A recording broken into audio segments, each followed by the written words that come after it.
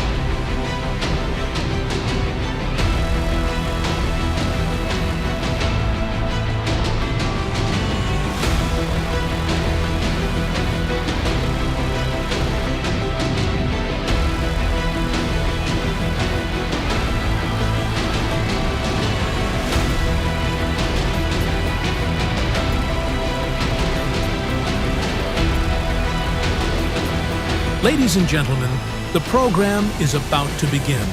As a courtesy to those around you and the presenters on stage, please take a moment to silence all mobile devices.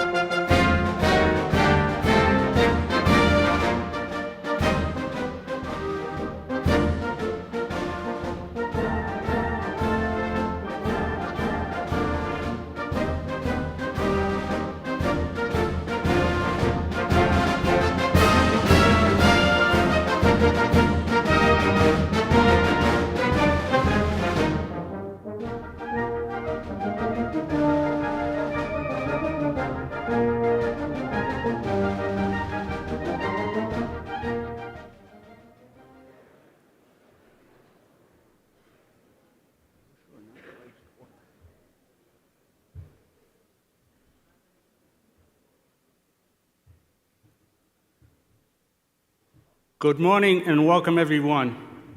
The 2024 Inter-Service Industry Training, Simulation, and Training Conference is now called to order. I am Jim Threlfall from Tipping Point Solutions, and it's been my pleasure and honor to serve as your conference chair this year. The Honorable David Norquist, Admiral Kilby, Lieutenant General Watson, Vice Admiral Buck, both active and retired general and flag officers, esteemed members of Congress, distinguished guests, representatives of allied and partner nations, exhibitors, and attendees from both government, academia, and industry. On behalf of the Naval Services, I welcome you to the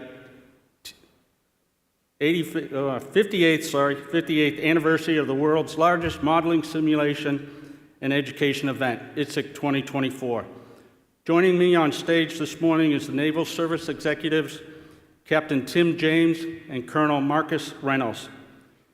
Captain James, U.S. Navy, is Commanding Officer, Naval Air Warfare Center Training Systems Division and Naval Support Activity Orlando.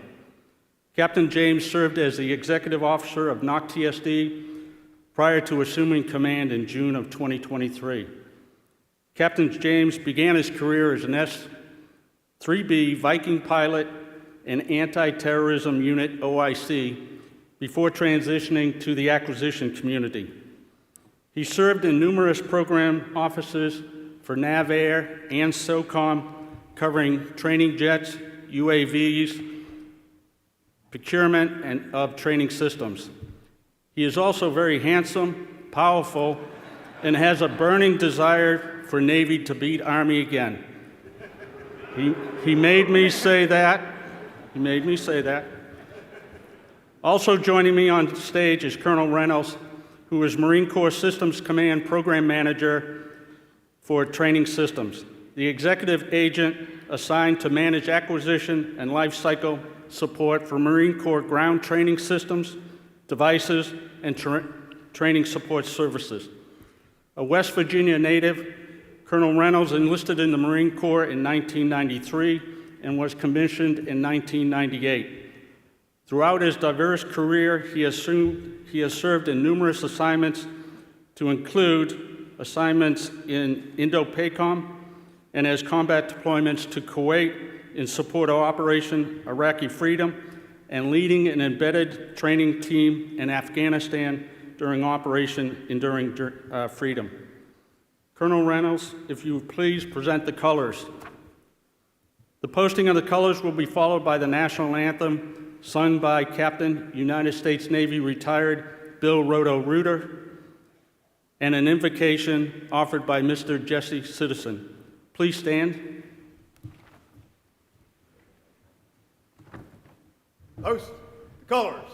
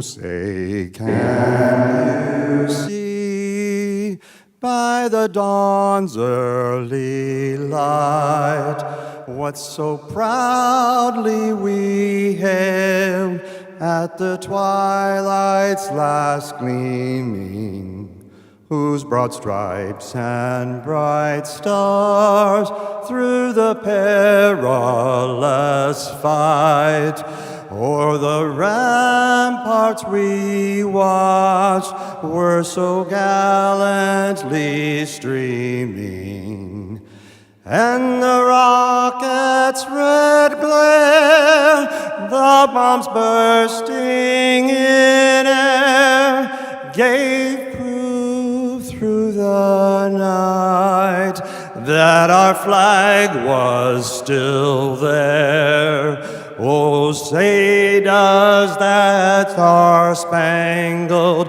banner yet wave o'er the land of the free and the home of the brave?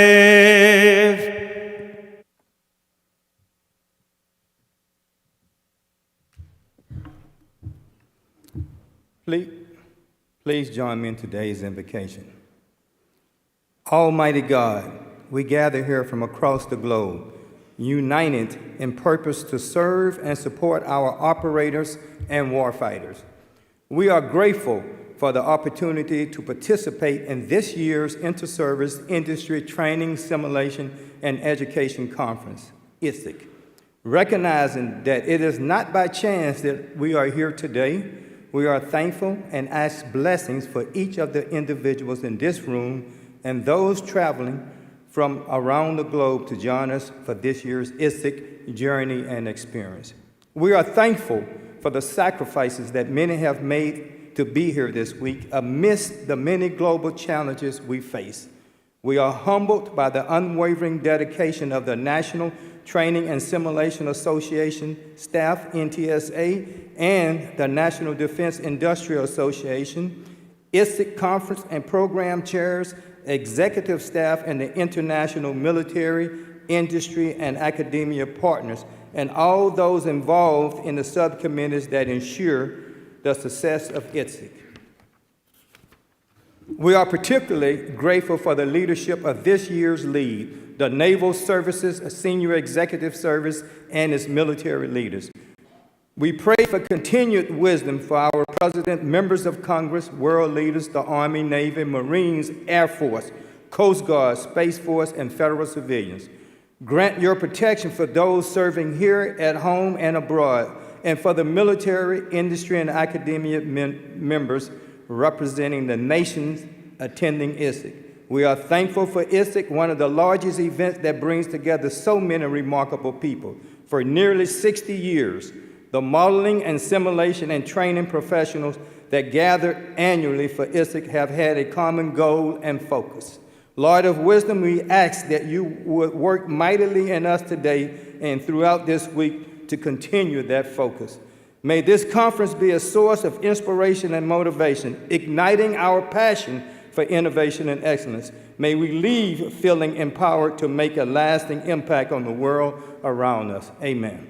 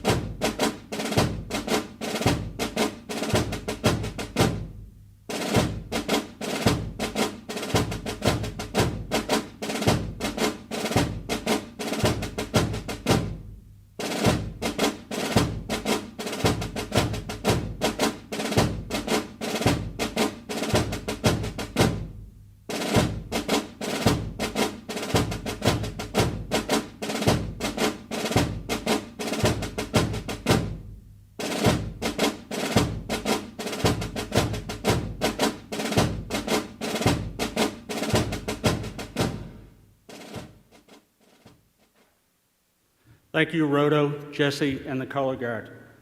Ladies and gentlemen, please take your seat and direct your attention to this year's theme video.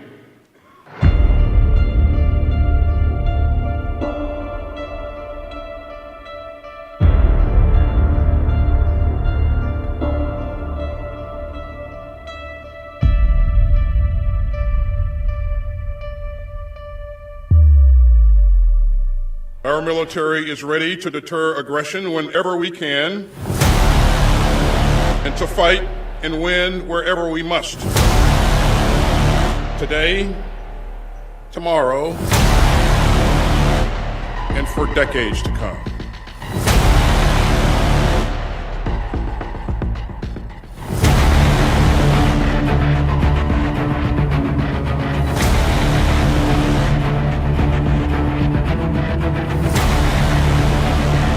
Individual fighting spirit and willingness of an individual soldier, or in our case, Marine, is paramount on the battlefield. It always has been, always will be. Train and prepare a resilient, tough warrior. They are very hard to kill.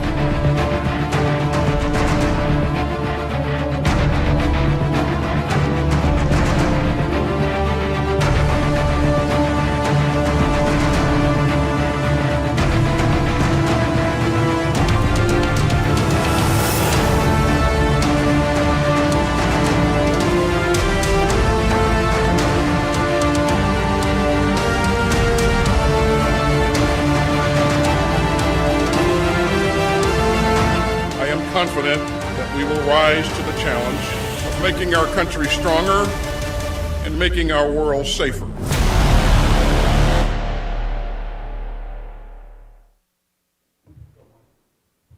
Wow, I want to thank the Naval Services for creating that dynamic video and bringing to life the theme of this year's conference, assuring deterrence through integrated training and readiness. The need is now. As mentioned recently by the Army Chief of Staff, General George, Russia, China, Iran, and North Korea represent the axis of upheaval that is increasingly collaborating and conspiring to undermine democratic values and to drive a wedge between us and our allied and partners. We continue to see this through the 2 years of continuous war in Ukraine, with the insurgence of North Korean forces, drone support from Iran, and also the Middle East activities.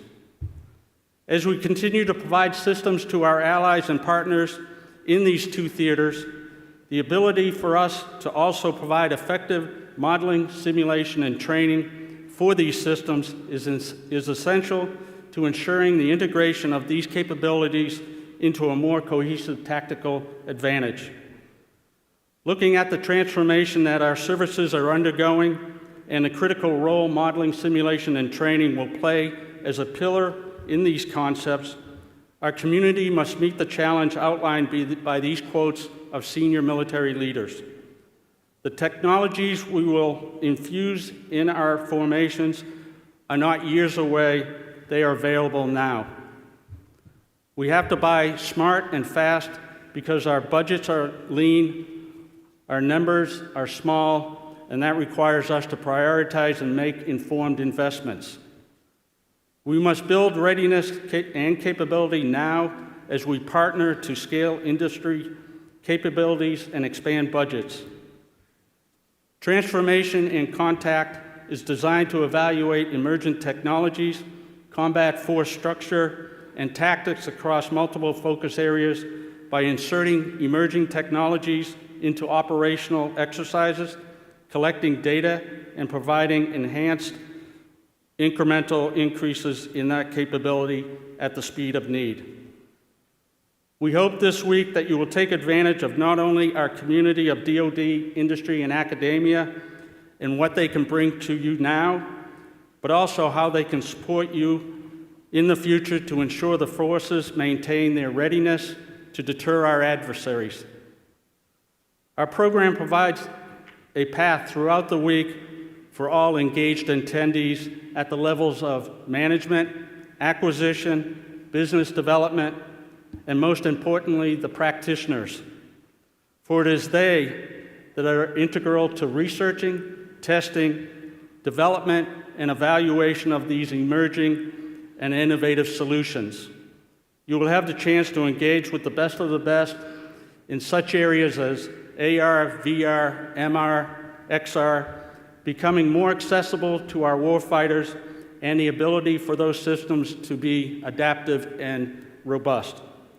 Tools like AI and generative AI making development for the modeling, simulation, and training solutions more affordable and faster to deliver, as well as improving the quality of the end product. These same tools also make it more feasible to maintain the currency of the systems they are training, and also to improve the capability of LVC to provide commanders with the adaptive scenarios based on real-world situations. You will also see simulators from level A to D that will enable you to become and fill the roles of a pilot, a gunner, or an operator to test your skills and to just have fun. We also have synthetic and immersive environments that are used within these simulators and training solutions or products to provide a more realistic and real-world situation on scenarios. I challenge everyone to take advantage of these environments to share and collaborate on your requirements and how near-term solutions can improve the capabilities of your organization. My journey down this path in modeling and training and simulation started in 1970 when my father brought home a tech tape machine from his armory with a cartridge on how to assemble and disassemble the 1911 .45 pistol. That was my introduction into military asynchronous training. In my military service, I was assigned as a battalion movement control officer and had to take a course on how to properly load and unload transportation vehicles. That consisted of cutting out little images of military vehicles and placing it on a paper image of a C-141, if you can remember that aircraft. That was to ensure that we could load the aircraft and have the center of gravity identified.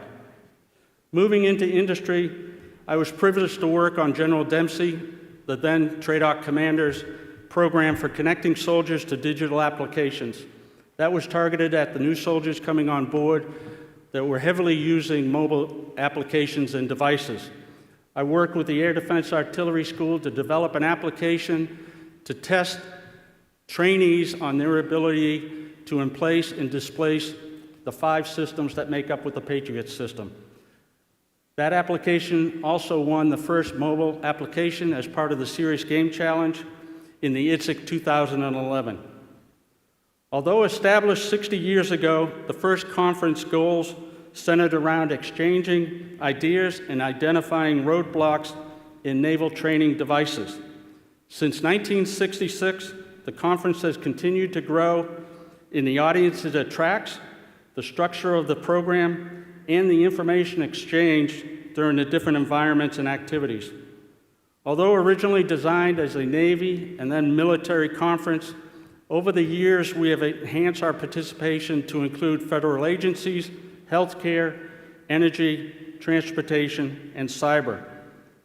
As the world's largest modeling, simulation, and training conference, our organization takes pride in providing high-quality, peer-reviewed papers and presentations coupled with hands-on demonstrations of the relevant and cutting-edge technologies. The strength of our program is due to the efforts of over 300 volunteers from DoD, academia, and industry who worked tirelessly for a year to put the program together. I would like to thank those volunteers and ask any of those volunteers to please rise and be recognized.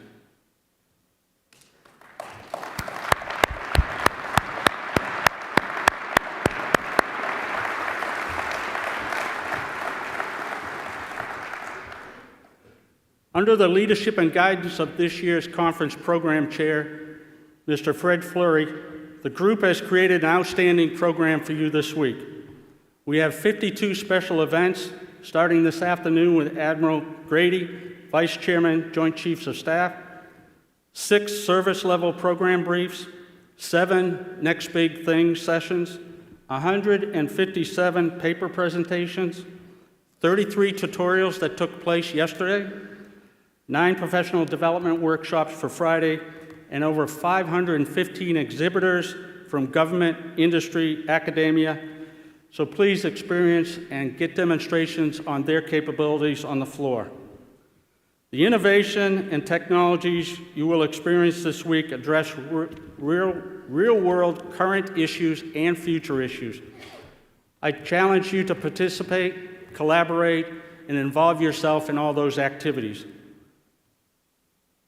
We will be honoring many individuals throughout this week, starting with the 2024 ITSEC Fellow, Dr. Winston Wink Bennett. Being selected as a fellow is the highest honor in our community from NTSA. Congratulations, Dr. Bennett.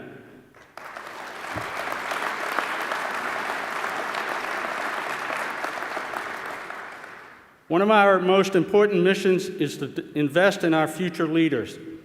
So please engage with our leaders, students, and scholarship winners throughout the week, and also our STEM program on the floor. We also have scholarships to include the Rear Admiral Fred Lewis, the Leonard P. Gulliband Postgraduate Scholarships, the CMSP Scholarship, and our own Barbara McDaniels Undergraduate Scholarships. NTSA will be awarding $175,000 in scholarships this year, and all the scholarship awardees will be presented their awards at the Thursday banquet. Returning for the second year in a row, we would like to introduce the NTSA Top Under 40, recognizing the best and upcoming leaders in the M&S community. The last but not least, there is still time to register and run with us tomorrow morning in the ITSEC 5K, where proceeds will go to Tunnels for Towers and also our ITSEC EcoSTEM initiatives. It is now my privilege to recognize a few of the distinguished guests that help make up the conference and the premier training simulation education conference in the world. Please note that the flag officers for this morning's senior leader panel will be identified during that panel. Our government keynote speakers, Admiral Kilby, Vice Chief of Naval Operations, and Lieutenant General Watson, Commander, Marine Corps Training and Education Command. Our industry keynote speaker, Mr. Rick Schmidt, President and CEO, Tipping Point Solutions, the Honorable Carlos del Toro, Secretary of the Navy, who will be speaking after this morning's senior leader panel, the Honorable David Norquist, President and Chief Executive Officer of the National Defense Industrial Association, Brigadier General, United States Air Force retired, Guy Walsh, NDIA Executive Vice President, Vice Admiral Sean Buck, United States Navy retired, President of the National Training and Simulation Association. A special welcome to Admiral Buck for quickly assuming his role and helping us to accomplish this year's program. The Naval Sea Services executives, Captain Tim James and Colonel Marcus Reynolds, and their principals, Mr. Greg Snodderly and Ms. Carol Byers-Biddle. The Air Force executive, Colonel Carlos Quinones, United States Air Force, Acting Program Executive Officer, Training, Wright-Patterson Air Force Base, and his principal, Mr. Heath Morton. The Space Force executive, Colonel Corey Klapstein, United States Space Force Program Executive Officer, Operational Test and Training Infrastructure, Space Systems Command, and his principal, Mr. King Mulder. The Army Executive, Brigadier General Christine Beeler, United States Army, Program Executive Officer, Simulation and Training and Instrumentation, and her principal, Ms. Debbie Dawson. And from the Office of the Secretary of Defense, Mr. Craig Knapp, Chief Strategy and Training Officer, Office of the Deputy Assistant Secretary of Defense for Personnel and Readiness, and his principal, Mr. Fred Engel. I leave you on your journey this week to explore, engage, collaborate, and build upon your knowledge and networking capabilities within the modeling, simulation, and training community to enhance not only your capabilities, but those of your organization and ultimately your nation. To quote General Dempsey, who always liked a good sports analogy, win, learn, focus, adapt, win again. The scrimmage should be as hard as the game. I now turn it over to Naval Services Executives Captain James and Colonel Reynolds. Go Army, beat Navy.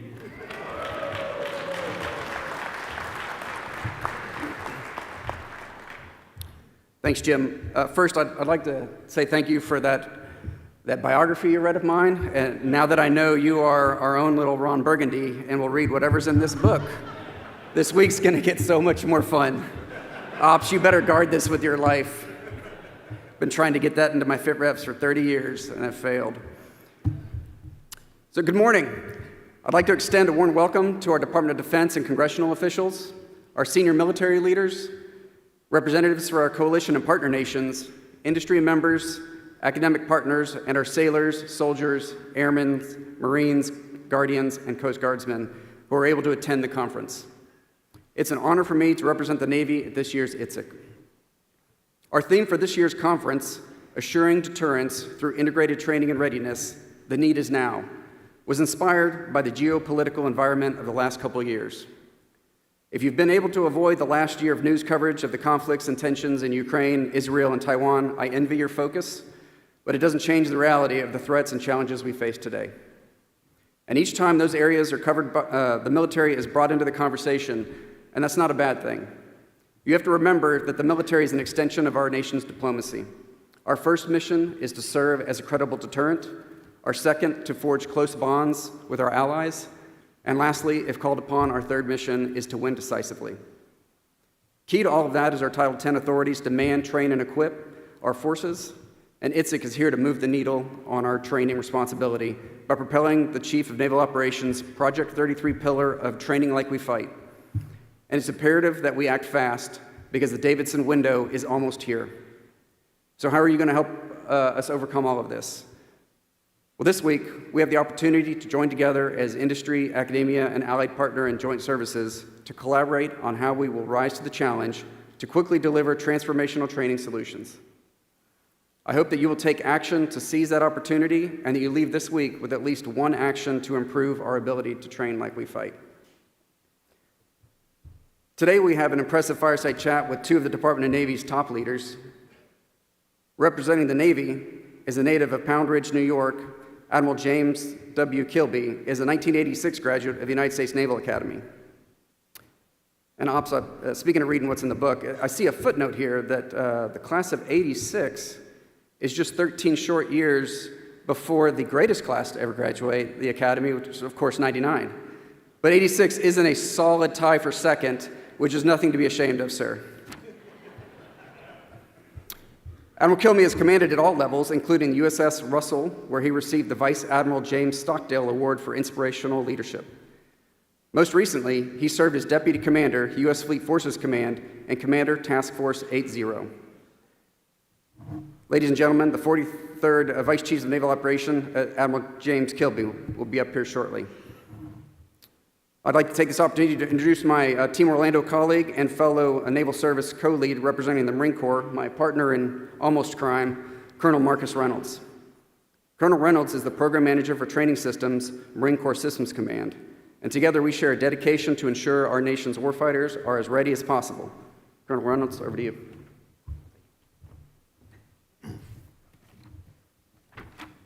Thanks, Captain James, for such a warm welcome. Good morning, ladies and gentlemen. It's truly an honor and privilege to be the Naval Services co-lead for this year's conference. As I've walked through the convention center, I can't help but be amazed by the exhibit hall. Admiral Buck, Team NTSA, you have outdone yourself once again. There are countless hands working behind the scenes to bring together such an extraordinary event. And while it is impossible to acknowledge everyone individually, rest assured your efforts speak volumes for your work. As Captain James said, this year's theme cannot be more fitting given our current operational environment. The landscape of warfare is evolving at an unprecedented pace, driven by advancements in technology and shifting geopolitical dynamics. Today, our forces now navigate complex battlefields where irregular warfare, cyber threats, and asymmetric tactics are common. Hybrid warfare strategies demands that we adapt quickly, leveraging both advances in weaponry and innovative tactics to deter to confront diverse challenges head-on. And I assure you, we are ready. I have the pleasure of introducing the Commanding General of Marine Corps Training and Education Command, Lieutenant General Benjamin Watson. Lieutenant General Watson is a 1991 graduate of Cornell University and commissioned through the Naval ROTC program. He began his career with the 3rd Battalion, 8th Marines at Camp Lejeune, North Carolina. Lieutenant General Watson commanded 3rd Battalion, 1st Marines, and served as an Assistant Division Commander, 2nd Marine Division, and the Commanding General of Task Force Southwest in 2018. He commanded the 1st Marine Division from 2022 until this past summer when he assumed command of Training and Education Command. Without further delay, ladies and gentlemen, please help me welcome Lieutenant General Benjamin Watson.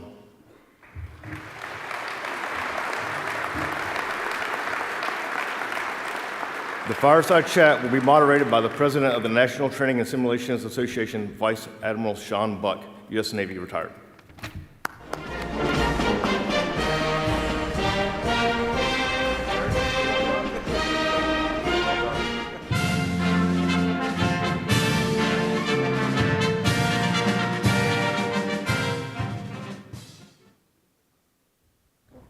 Good morning, everyone. Welcome to ITSEC 2024, our 58th straight year. I appreciate you all attending, and I really appreciate all your efforts, your energy, and your innovation in your professional lives that continues to strengthen our defense industrial base and ensure our nation's continued security.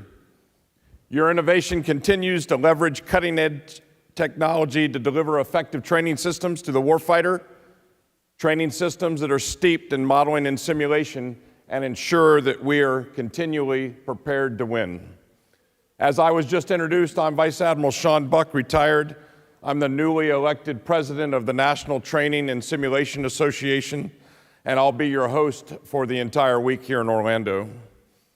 Gentlemen, what better way to kick off and energize this conference than to have you both here?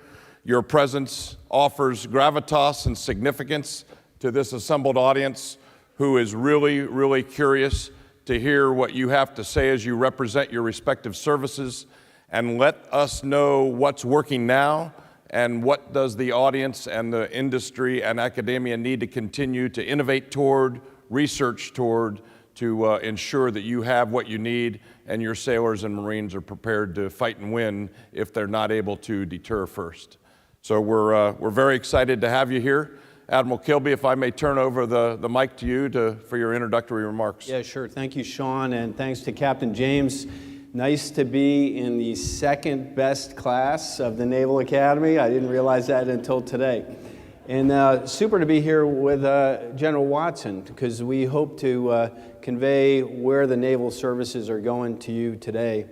When I thought about this conference, which I've been to several times before, I thought about the history of training and me. And my first ship was USS Sampson. We had no synthetic training devices on that ship. She was an Adams-class destroyer, and it was all kind of part task training or real training with events and aircraft and ships. And then my second ship was USS Philippine Sea, where we had an embedded training system for within the lifelines. This was called ACTS, Aegis Combat Training System. And every ship since then has had that, but largely focused within the lifelines, but certainly part of LVC and part of our proficiency and currency training. And in 2010, I was on USS Monterey, and we did the first BMD at sea test. So that was injecting synthetic tracks at sea.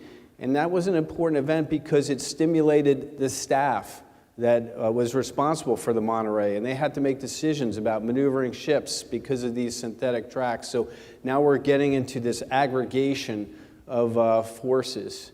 And now, of course, we're smack dab in the middle of where we need to be for all the reasons you heard about in the video.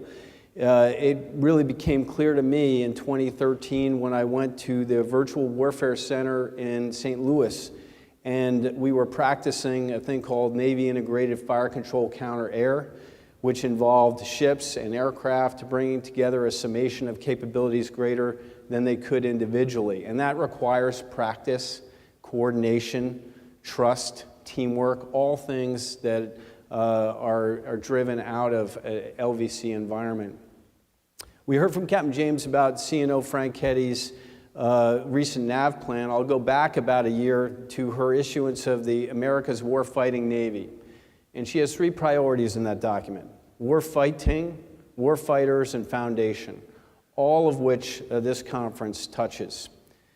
Several months ago, she released her NAV plan. That's a navigation plan for those of you who aren't tracking that. It started under Admiral Gilday. He issued 2. She has chosen to continue that vehicle. And the NAV plan highlights 7 priorities, and I'll briefly cover them. And what's interesting about them is that she establishes a target goal of 2027 with deliverables for all the reasons you're thinking about here are threats and being ready when those threats could come to bear. The first priority is 80% combat surge ready aircraft, ships, and submarines. That's a big deal for us, and there's certainly an element of training involved in that. The second is having robotics and autonomous systems integrated into our fleet. That's into our fleet units and into our vision of the fleet moving forward, a hybrid fleet. The third is fighting from the MOC. MOC is Maritime's Operations Center. That's where our numbered fleet commanders and our 4-star fleet commanders manage their fleets. We'll talk about that as we move forward. The fourth is recruiting and retaining our talent.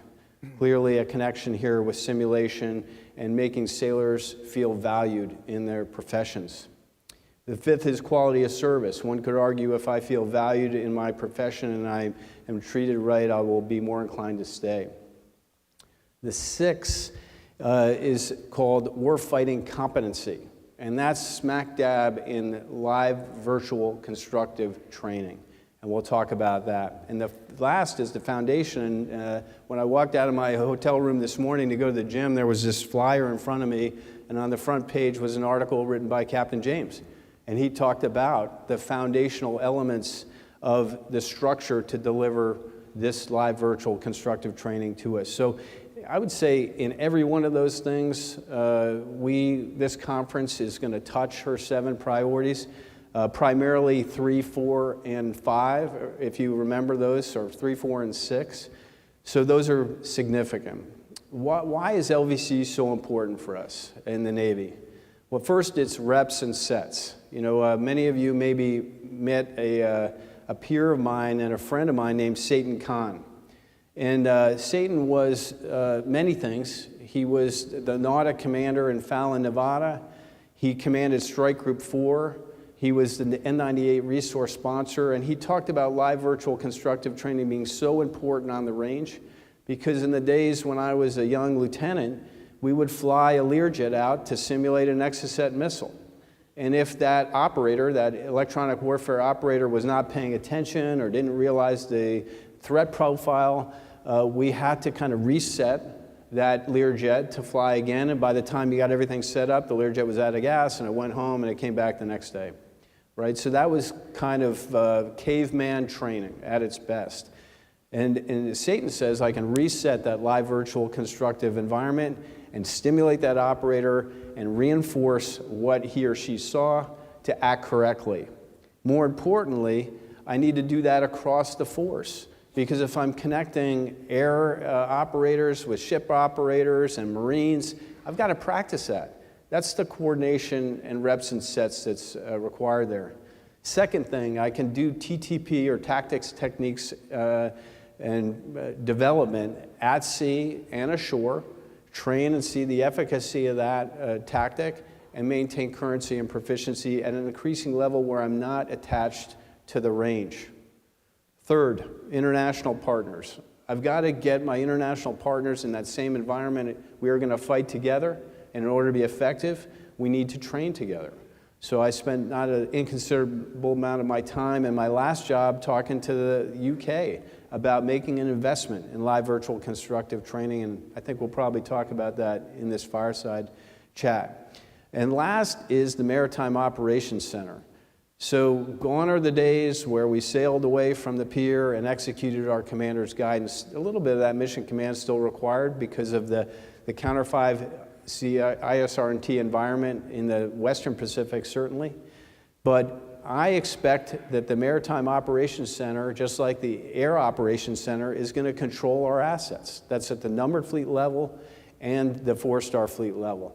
So before, in a world where the 3rd Fleet commander certified strike groups, now that commander is going to be getting certified himself or herself and their staff in their ability to direct fleet action. So I've got to bring LVC into the mock to train those fleet commanders. And lastly, I would just reflect on the importance of this thing, which is kind of intangible. If you're in the Pentagon, and I know Secretary Norquist is here, we like buying stuff: ships, aircraft, submarines, weapons. That's kind of been my bread and butter as the N9 and N9I for the last couple of years. This is a little more elusive. It's a little more intangible, but it's just as important. You know, Admiral Buck was a P3, P8 operator. There's a passive sonar equation. One of the elements in that sonar equation is recognition differential. That means the operator's ability to determine a submarine from background noise. That could be 0, and that equation, no matter how good those elements are, is 0. So I have to bring up the operational capability of my airmen, my sailors, to the level where I don't nullify that equation, and I can execute all that exquisite hardware I bring. So that is an important element for us not to consider in the importance of the conference and what we're doing here today. So I'll yield, Sean, with that, and I look forward to a robust discussion. Thank you, sir. Yeah. Great opening remarks. General? Hey, Sean, thanks. Thanks to you and your team for the warm welcome and for hosting. And Marcus, you're out there somewhere. I can't see a damn thing beyond the poinsettias, but thank you for the kind introduction. I appreciate it. Look, also wanted to just say echo thanks to everybody out here. You know, I've already been getting bombarded with text messages and emails and things from old friends who have taken off the uniform and are out there in and around the floor somewhere. That just really just means I know I'll get a pretty good scrub brushing afterwards on how the panel goes. So I appreciate that. And for those of you, a lot of veterans out there, but for those of you in industry and academia that have not worn a uniform, in some ways, particularly in this context, you're kind of the unsung heroes of the national security enterprise, because you're here voting with your time to help us figure out a way to solve hard problems. And so I really appreciate that and look forward to engaging with you over the course of the week here. I got to admit, this is my first time at ITSEC. I'm not a veteran like these folks, and I think the last time I was in front of a crowd this big, it was throwing out a first pitch at a Nationals game. So maybe a little bit of audience help here, but what's the one rule of throwing out the first pitch? Don't throw it. Aim high. Don't bounce it. Just don't bounce it in front of the plate.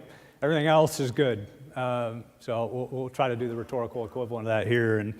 But I appreciate the opportunity. And look, the Commandant is, like the CNO, as articulated really well by Admiral Kilby, is laser focused right now on how do we achieve warfighting advantage at echelon, from bottom to top of the organization against a peer level threat, China specifically, with the idea that if we can overmatch that particular threat, then we can handle everything else shy of it. He is not a patient man, General Smith, when it comes to achieving warfighting advantage and advancing our capabilities. So that leaves the rest of us fairly impatient if we want to hang on to our jobs. I would say it's a really fascinating time to be in the United States Marine Corps and really in the Naval Service more broadly. But this is the first time this last 3 or 4 years that I can remember since I was a young lieutenant more than 30 years ago that we had the same kind of intellectual buzz around the institution about warfighting. And back then the catalyst for the discussion was this little white book written by a guy named General Al Gray, who passed away this year, but called FMFM1 Warfighting. And it sparked a hell of a conversation. Today it's kind of like, hey, maneuver warfare, duh, that's what we do, right? No kidding. Well, back then it was controversial. And we would fight, and we would argue, we would talk about what this whole maneuver warfare thing was, and what it meant for the service. We'd talk about strange terms at the time, like mission-type orders, and commander's intent, and main effort, and centers of gravity. And were these things, was this the right way to think about warfighting? Was this the right way to gain advantage? And was this the right thing for the Marine Corps? It was really messy. It was controversial, but it was absolutely essential, I would argue, to posturing the Marine Corps to thrive in the post-Cold War environment and prepare for the conflicts of the post-9/11 generation. And today's equivalent of that debate and that kind of intellectual, stimulating environment is this whole force design journey that we're on right now. And a lot of you probably heard Force Design 2030, and we've kind of dropped the 2030 because it gives the false impression that we have a fixed objective in time, and that's just not right. And while we have a weather eye on the 2027 Davidson window, the fact is that we will never reach this objective. And this is a way of looking at modernization and warfighting capability on a 10-year sliding scale. So, back in 2019, when General Berger sort of rolled these ideas out, then, we were focused, that we started with 2030. But right now, we're still keeping our horizon about 10 years out, and that'll continue to move. General Smith, put out his planning guidance pretty recently, and he was very clear that he is absolutely committed to this force design journey of ours, with a priority towards 3MEF, 3rd Marine Expeditionary Force, and our forces west of the international date line in the Western Pacific. And we got about 20,000 Marines and sailors assigned to the Marine Corps, deployed every day, staring down the adversary west of that international date line. So as we look at that and the challenges of modernizing that force at the same time that we have the absolute imperative to be ready to fight tonight, if the nation calls, we've got a couple of different things in my head that are kind of converging and that we're talking about. Like Admiral Kilby articulated the CNO's priorities within the NAV plan, the Commandant, he's got 5 priorities within his planning guidance. And if you take those 5 priorities, which in short are that balance that I talked about the imperative of being ready to fight tonight, crisis response, with the absolute necessity to modernize for that future high-end fight. Second is naval integration, organic mobility. Third is quality of life. Fourth is recruit, train, and retain the force. And the fifth is maximizing the potential of our reserves. If you take those and then you kind of cross-reference those with a bunch of hard questions that we're wrestling with, then it kind of leads you back to where Admiral Kilby sort of finished. And those hard questions, there are a number of them right now. Like, what does combined arms look like in the 21st century when you consider the all-domain nature of the future fight and both the kinetic and non-kinetic capabilities now resident at echelon within the force, or that we are investing in here, time now. You take a look at what does it mean to fight without air superiority? Because we will. And that's something we haven't done since probably World War II. You take a look at persisting within a contested space. How do we persist? How do we train? How do we mass and achieve surprise? How do we mass effects in an era of ubiquitous surveillance? How do we posture, and how do we plan? How do we build the magazine depth required for protraction? Because nothing about contemporary conflict points towards short, sharp, and over. It all points towards long and messy. So how do we do that while training for that fight?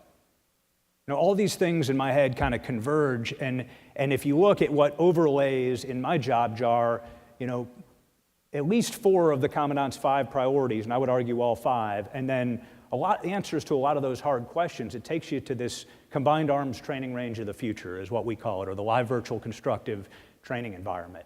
It's what speaks to joint, integrated, all-domain training and capability investment. But the imperative is there, right? The existential threat for us is that and what drives this and makes it my #1 priority as a commanding general at TCOM is that if we don't do this, then we will not be able to train with the tools and to the techniques and procedures that are required for the future fight.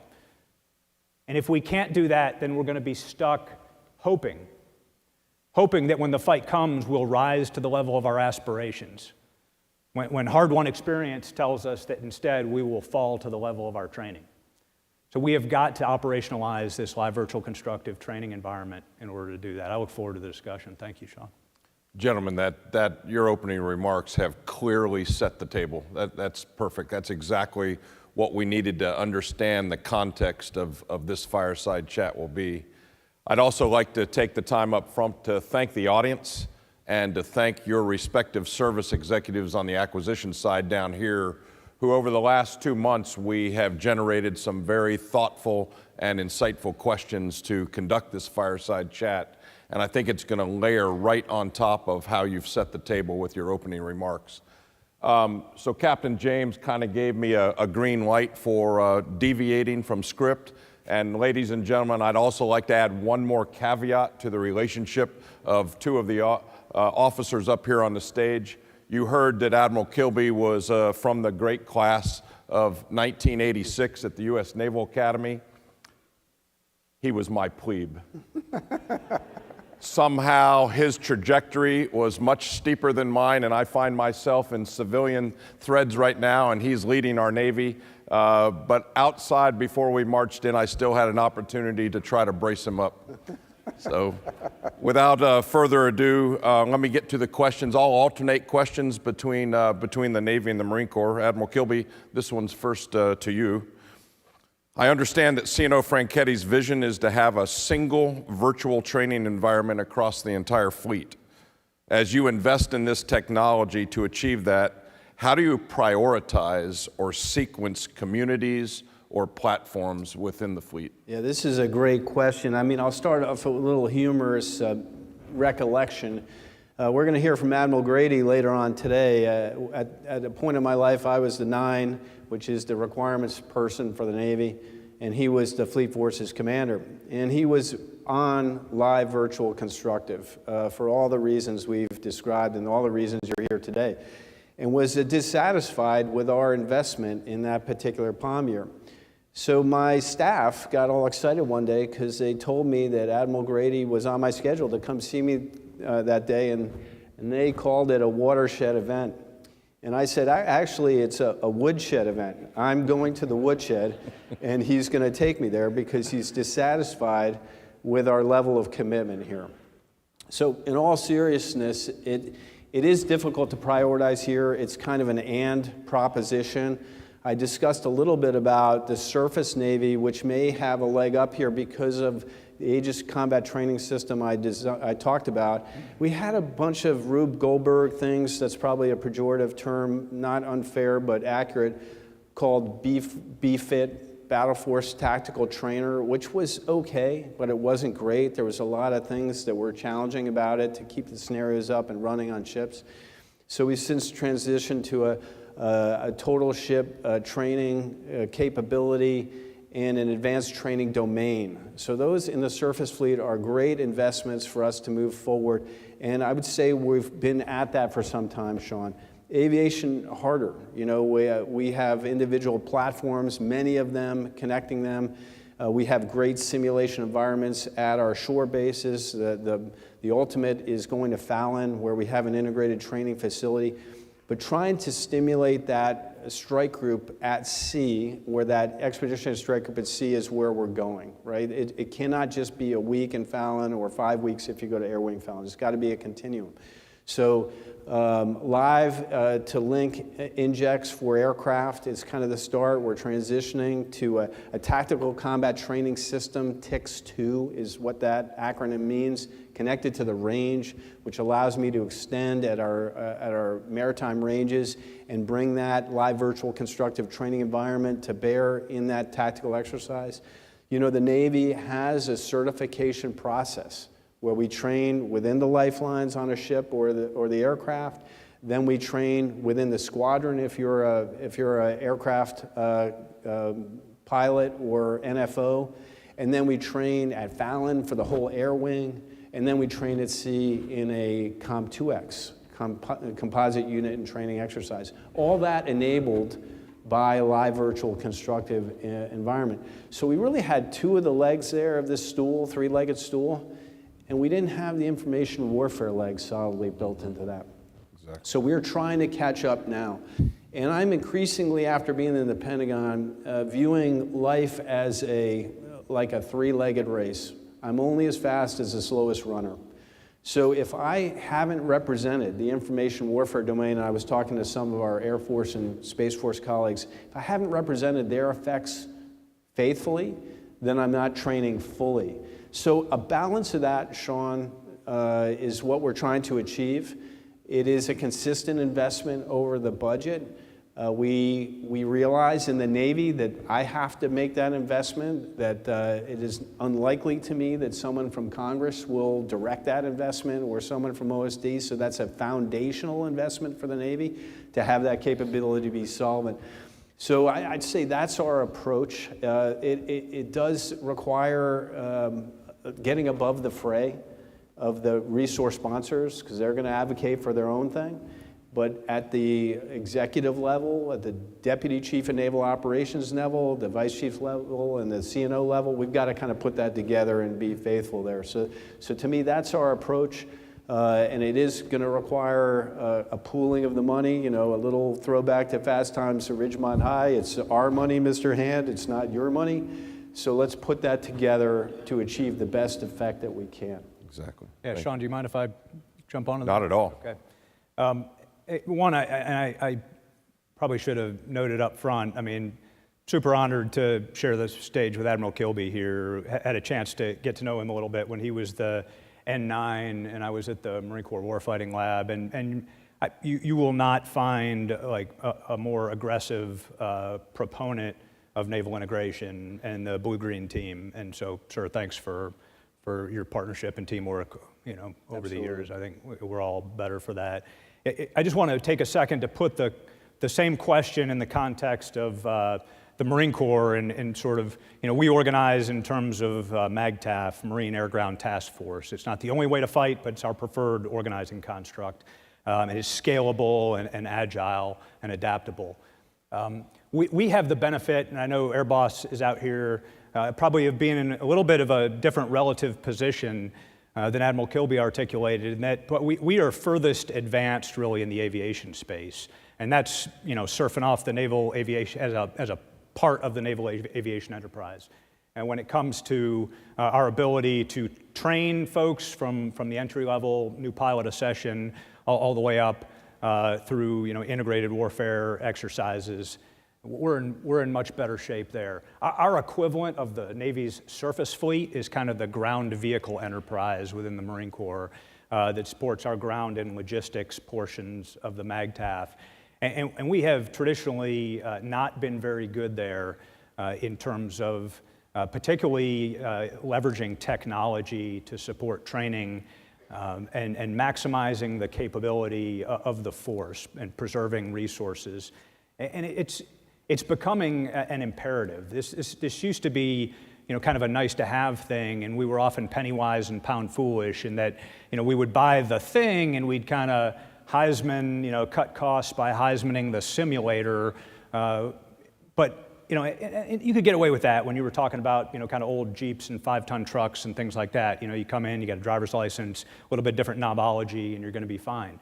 The vehicles, the ground vehicle systems we're fielding now, I mean, I look at things like the amphibious combat vehicle, where we've got a lot of hard-learned lessons there over the last few years about investment up front in a new vehicle.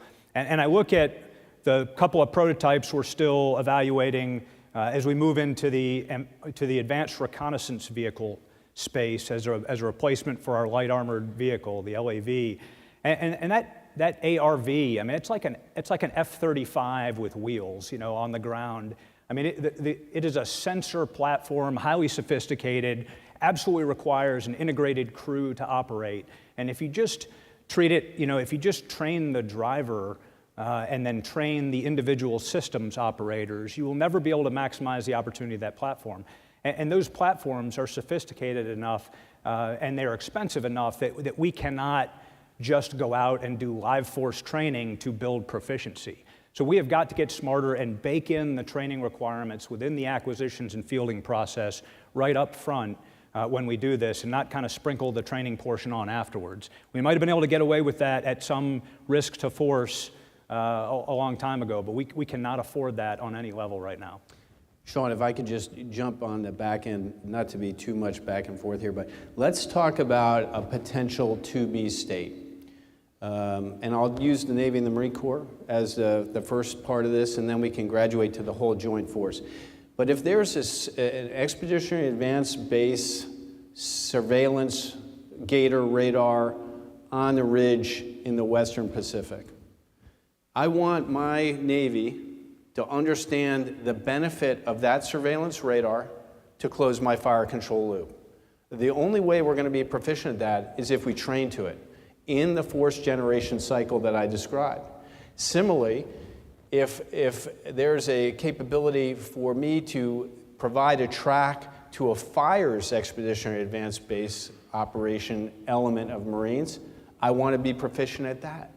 So we've really got to think extensively about the joint force and exchanging that data in a way that's quick and meaningful, and as the warfighter, I understand what my options are so I can close that fire control loop. It's a very flexible, adaptable force that we're going to find ourselves in, and it's not lock train.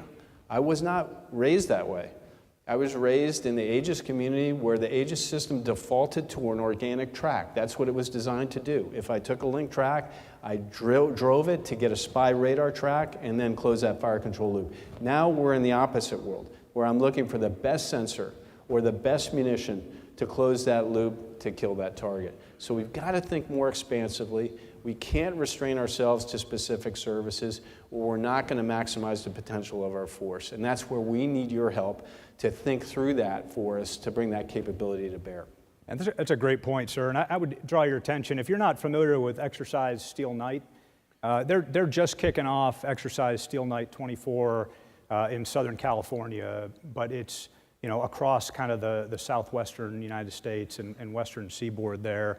My first exposure to that was 20 years ago, and that used to be a Marine Corps only combined arms live fire exercise in the desert at 29 Palms.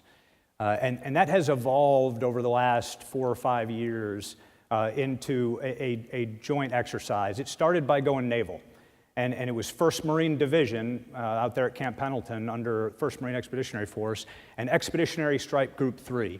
And it was just a bunch of blue-collar, grassroots, hard work to figure out how we start tackling this naval integration thing and doing the kind of things that Admiral Kilby described. And how do we talk to each other? How do we share data? How do we operate under different target engagement authorities, et cetera? But that thing has grown now into a 3rd Fleet 1 MEF, so ESH-3 level exercise that is now serving as the mock certification exercise for 3rd Fleet this year. So it's really impressive. And I would lastly just say it was also something that, although I had a lot of exposure to the LVC value proposition when I was at the Warfighting Lab, the first operational really experience I had with it was during Exercise Steel Night when I was the 1st Marine Division commander, and we needed a way to plug gaps in the capabilities that were available for the exercise through virtual and constructive means. And without our own Marine Corps specific network at the time, we needed to plug into the NCTE. But there were some fiscal and policy issues that were just obstacles to getting us in there. And Admiral Kilby, as the deputy at Fleet Forces Command at the time, was the guy who made that happen, who got us access to the NCTE, Navy's continual training environment, in Exercise Steel Night, and helped us broaden the scope and scale and effectiveness of that. So long overdue thanks for that, sir. Great. Okay, Sean. If I may, I had the honor and privilege of moderating a congressional panel yesterday. We had 5 members of the Congressional Modeling and Simulation Caucus on the Hill. And General, you, at the beginning of your remarks just a moment ago, you talked about the need for training, simulation training, for your ground vehicle fleet, as you described it. There was a question from the audience yesterday that had one aspect of that with the great concern of one particular constituent, one particular member of industry who said, hey, the United States Navy for decades and decades and decades has invested in and employed simulation to train their pilots. And through history, it has proved itself to reduce accidents, improve the safety record, and the effectiveness of the pilots and the crew in the airplane. And they said it's our perspective that the Marine Corps and the Department of the Navy is not investing enough into the technology that's out there to train, as you described, not only the driver but the crew and integrate them in ground vehicles.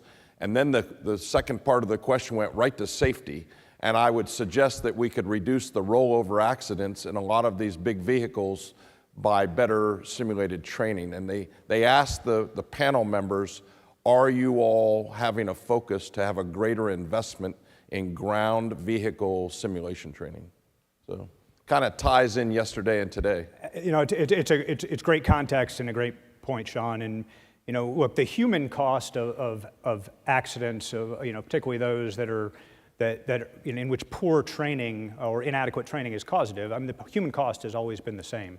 It's always been something that we cannot afford. And I would say, even particularly now, is things like propensity to serve, recruiting, retention. All of us fighting hard to maintain the size of the force, much less grow the force. I mean, we can even less ability to absorb those costs. So I think the ground vehicle safety thing is absolutely relevant. But as the vehicles have become much more exquisite and expensive, we can much less afford to lose the vehicles than we could in the past, because we can't replace them either fiscally or from a technical production standpoint nearly as fast. So I think that's a really good point. And then you look at, like now, I mean, holy cow, like the number, I mean, I don't know about you all, but I was like, the day I turned 16, I mean, I was standing in line at the DMV before they opened to get my driver's license. I mean, now, an awful lot of young men and women come in to our armed forces without any driver experience. Exactly. So things like that also play into the importance of investment here. Hey, I don't think we should limit ourselves to ground vehicles. Admiral Cheever's out there. One of his goals is to lower accident rates in the air wing, where the air enterprise, by 50%. So at some point, he'll get all the squeeze that he can out of procedural stuff and changing. And he'll need a simulation environment to help be predictive about a situation that might occur where they're going to have a crunch. So there's no limit to where we can benefit here. And just like I can't afford to lose that ground vehicle, I can't afford to lose that aircraft for sortie generation. It's the same thing. And that is exactly what AI is bringing to us, is that predictive analysis, and it applies to every single thing that we do. Exactly. If I may, we have time for one more question that's going to come to you, General, if I may. Warfighting concepts such as expeditionary, advanced base operations, and stand-in forces are significant shifts in how the Marine Corps expects to fight in the future. The question is, how has the Marine Corps adapted the methods in which you deliver training capabilities in support of these new concepts? Hey, Sean, thanks for the question. I'll try to keep the answer tight with an eye on the time here. But first, I would just say, the new concepts, just like the new capabilities that we're experimenting with and testing, et cetera, I mean, those are complementary to a lot of the foundational things that still anchor us as a service. And that is, and that foundation remains MAGTF, Combined Arms Warfighting. So I talked about Marine Air Ground Task Force earlier as our preferred organizing construct and the enduring value of that. And then Combined Arms, right? I mentioned that as one of the challenging questions. It's not a question of whether the principles of Combined Arms integration are still valid in the context of contemporary threats, but it's a question of different tools and different combinations. And in some cases, the availability of those to a training audience, particularly when you get into the information space. So, as we evolve, we've got to evolve our approach, and it speaks to some of the rationale that Admiral Kilby talked about earlier for this live virtual constructive training environment that's key. We're also trying to shift our approach to how we train our individual Marines and sailors to a much more asynchronous, student-centric approach that enables folks to learn as they learn best, progress at different rates, and maximize the human potential, which requires investment in the instructors, too, not just investment in the students and the tools with which they learn. And then I would be remiss not to emphasize the joint and naval aspects of this and everything that we do. We are going to fight as part of a JTF. We're going to fight underneath a Joint Force Commander or a Joint Force Component Commander.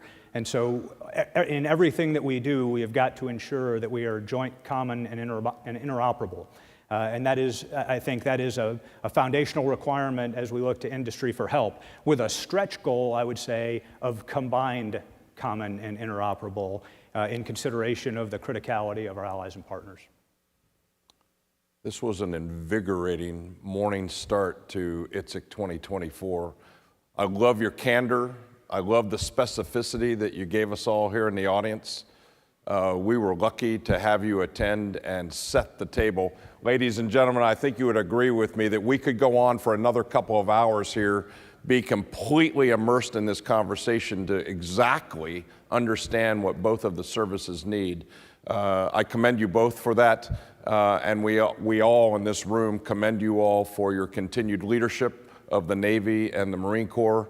We're lucky to have both of you in the positions that you're in. Thank you very much. Ladies and gentlemen, how about a round of applause?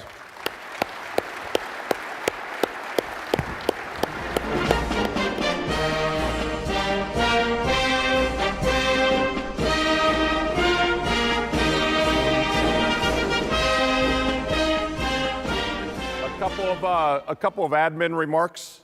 Next, we're going to have our conference chair introduce our industry keynote speaker, Mr. Rick Schmidt.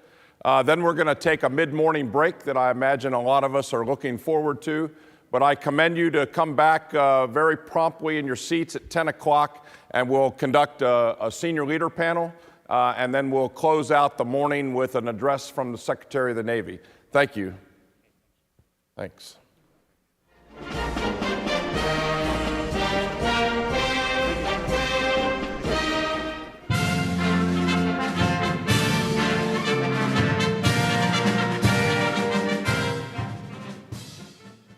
Thank you, Admiral Buck, Admiral Kilby, General Watson, for that very engaging and insightful fireside chat. Next, I would like to introduce the industry keynote speaker, Mr. Rick Schmidt, President and Chief Executive Officer of Tipping Point Solutions.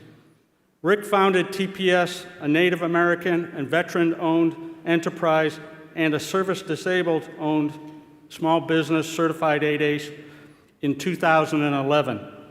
After a distinguished 20-year career as a Naval Information Warfare Officer, Rick completed his outstanding naval career service as the training director at the Center for Information Dominance in Pensacola, Florida, where he stressed the need for more impactful and high-quality training solutions. Rick is a proud member of the Sioux Tribe of Chippewa Indians in Sault Ste. Marie, Michigan, and has supported numerous veteran and industry activities and events in the Denver area. He was recognized by the Small Business Administration as the Colorado Small Businessman of the Year in 2019, and by the Denver Business Journal with the 2020 Small Business Award. Rick has guided the company's growth and accomplishments with the results of achieving 6 consecutive years as the Inc. 5000 list and 3 years on the Vet 100 list, representing America's top 100 veteran-owned businesses. Rick holds a master's degree in information systems from Hawaii Pacific University. Ladies and gentlemen, please welcome Rick.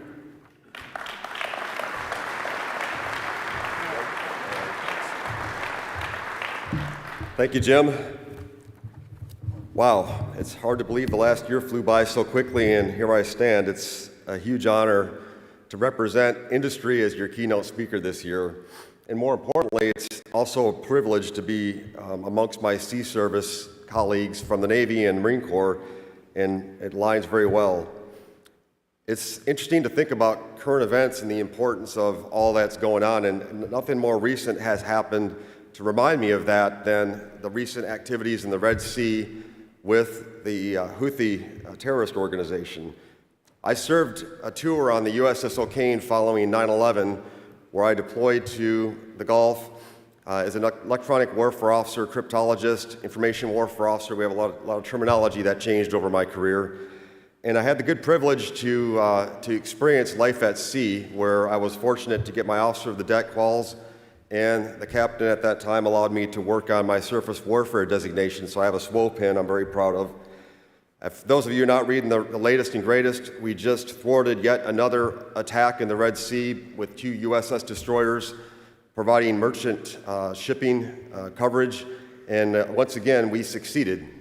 One of those ships was the USS O'Kane, so when I think about the men and women that rely on us as an industry in the work that we do to support the next conflict, it never gets more important than that.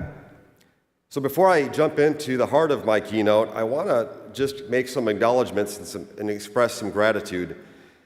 Jim, Admiral Buck, Captain James, Colonel Reynolds, and all of the service executives who represented the ITSEC community this past year, I thank you. Moreover, I really want to give acknowledgments to our conference volunteers. I've had the good privilege of witnessing Jim and his wife Denise involved in the ITSEC community for over the past decade and a half, but recently, since Jim has worked for Tipping Point, I've seen all of the hard work that goes in with the 300 plus volunteers and the leadership organizations within the committees that support this conference. And so the collective of NTSA, the ITSEC committee, and our volunteers and our members of the military that support this, thank you. Can we give them a round of applause?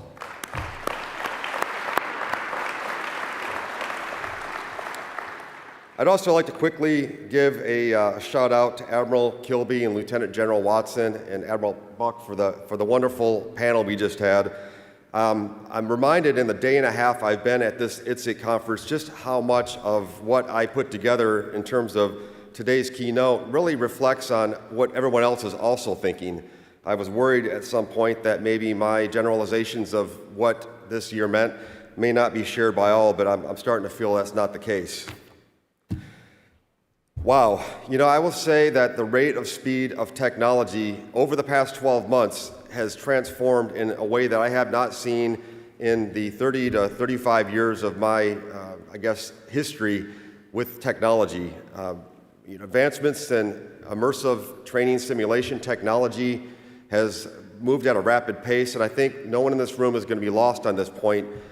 Artificial intelligence has made an impact on our society in the past 12 months, but most importantly, the implications that we have for what we can do to affect modeling and simulation, training and education within our industry has never been more impactful. As you walk through the ITSEC floor, you get your app out, look at the information, pay attention to the number of sessions that are dedicated this year to the field of artificial intelligence.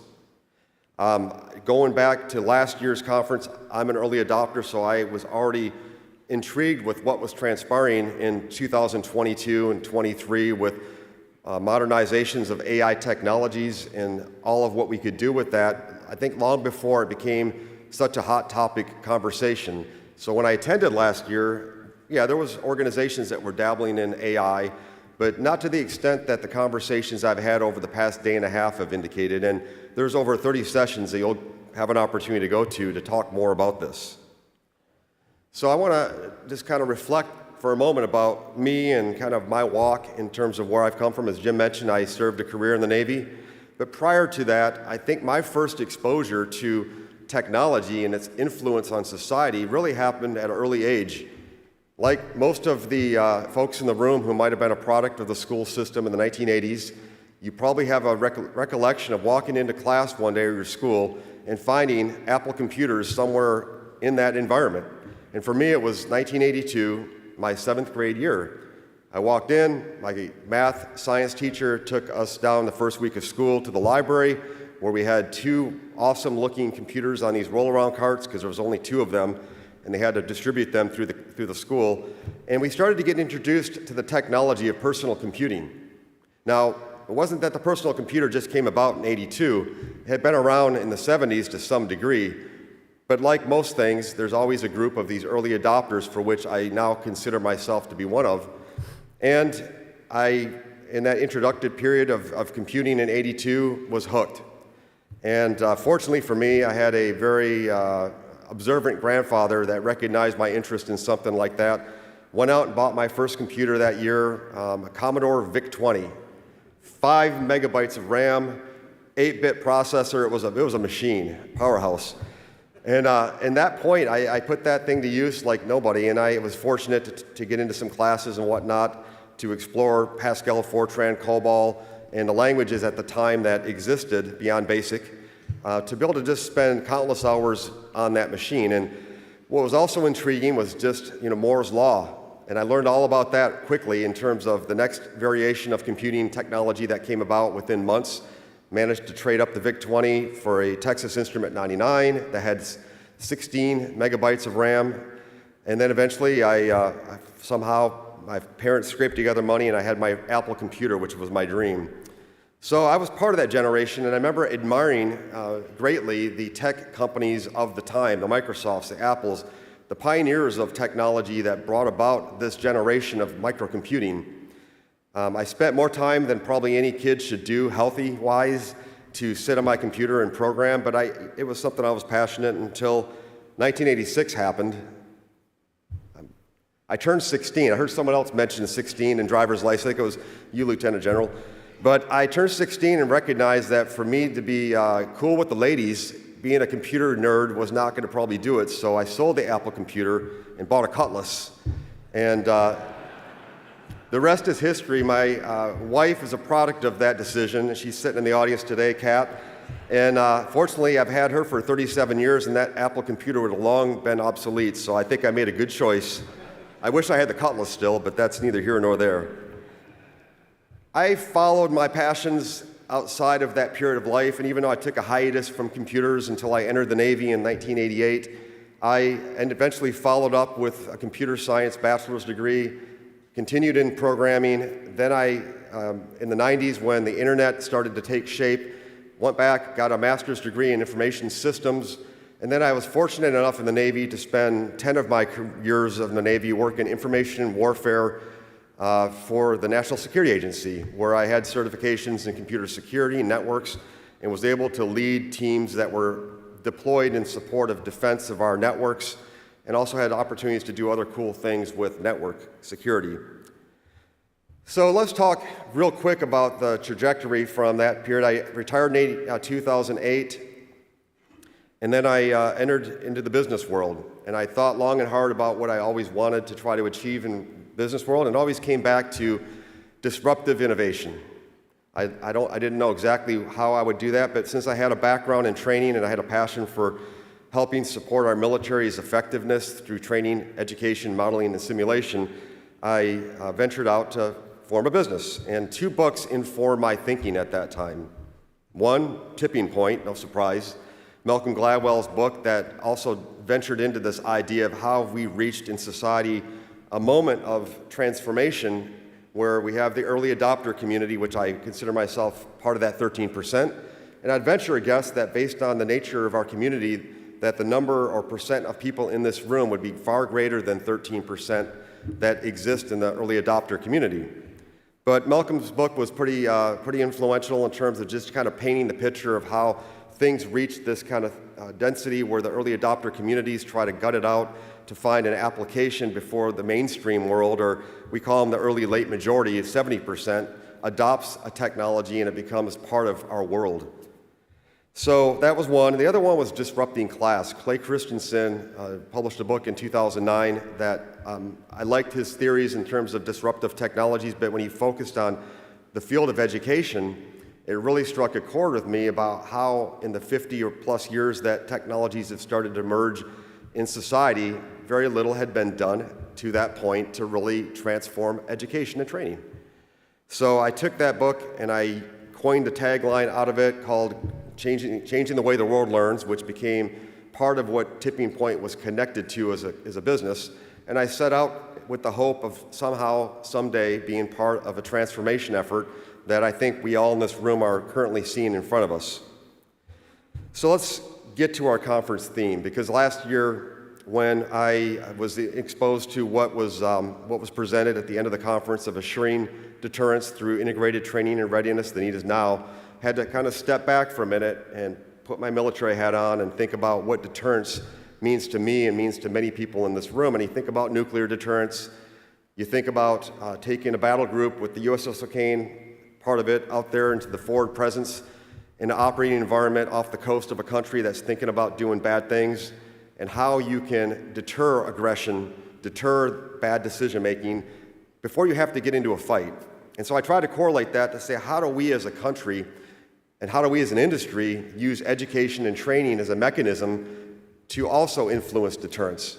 And that was a hard one. And the theory I came up with is this, and I want to make a couple of caveats. I think that we as an industry over the past 2 decades have done remarkable things. I heard the General and Admiral talk about live virtual constructive training. There's many, many, many examples of systems and integrations of distance learning capabilities that have been about for decades. But have we still transformed education and training within the federal government? I think not, and I'll tell you why. I think the one area that we miss is not the technology and the ability to deliver high-quality training to replace something with something better, but where we are still, I think, missed the mark is trying to create training products at the speed of the need. For many years, I think I was exposed to this same thing everyone else was. Toyota coined it.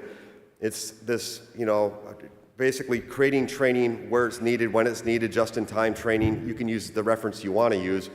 But in my experience, both in the military and outside the military, I still feel like we're doing a disservice at times being able to address the need and address it quickly, and then being able to provide the solution to the need that allows our men and women in uniform to have the best opportunity to win. So let's talk for a minute, because I only have 7.5 minutes, and I know everybody wants to get on the floor. Technology is the first leg of this stool, and I'm not going to get into a lot of detail as much as I'd like to talk technology. AI is a technology like no other. If you look at the history of evolution of technology, think of electricity, 1870s, invented, 50 years later before it became a mainstream, wide adopted capability. And it's hard to correlate that with this, but you fast forward to other technological innovations. In the 1970s, personal computers came about. It took till about the 90s before they had widespread adoption.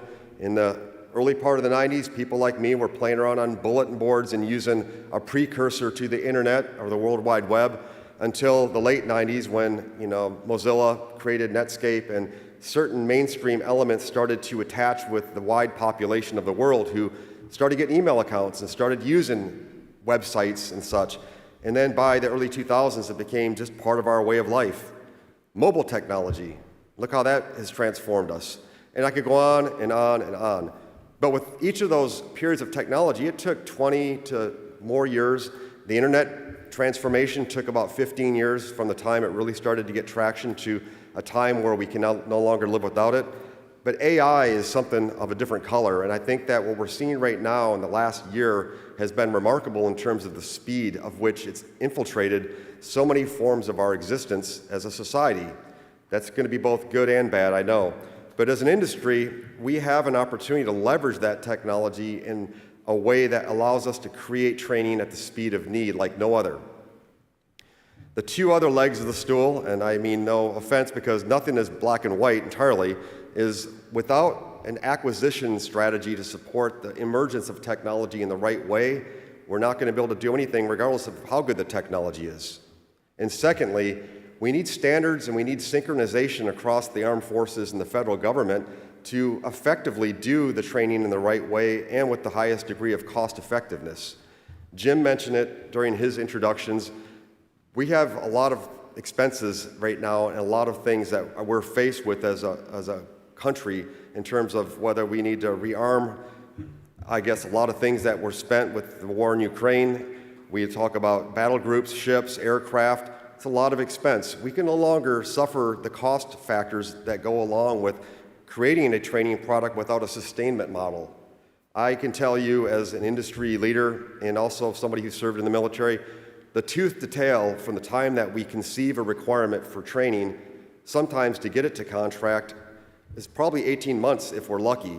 And by the time the contract gets awarded and the contractor gets the work completed, it could be another 18 or more months. So the question remains right now, can we really afford that time in the future of conflict? Because the landscape of conflict changes at a very rapid pace.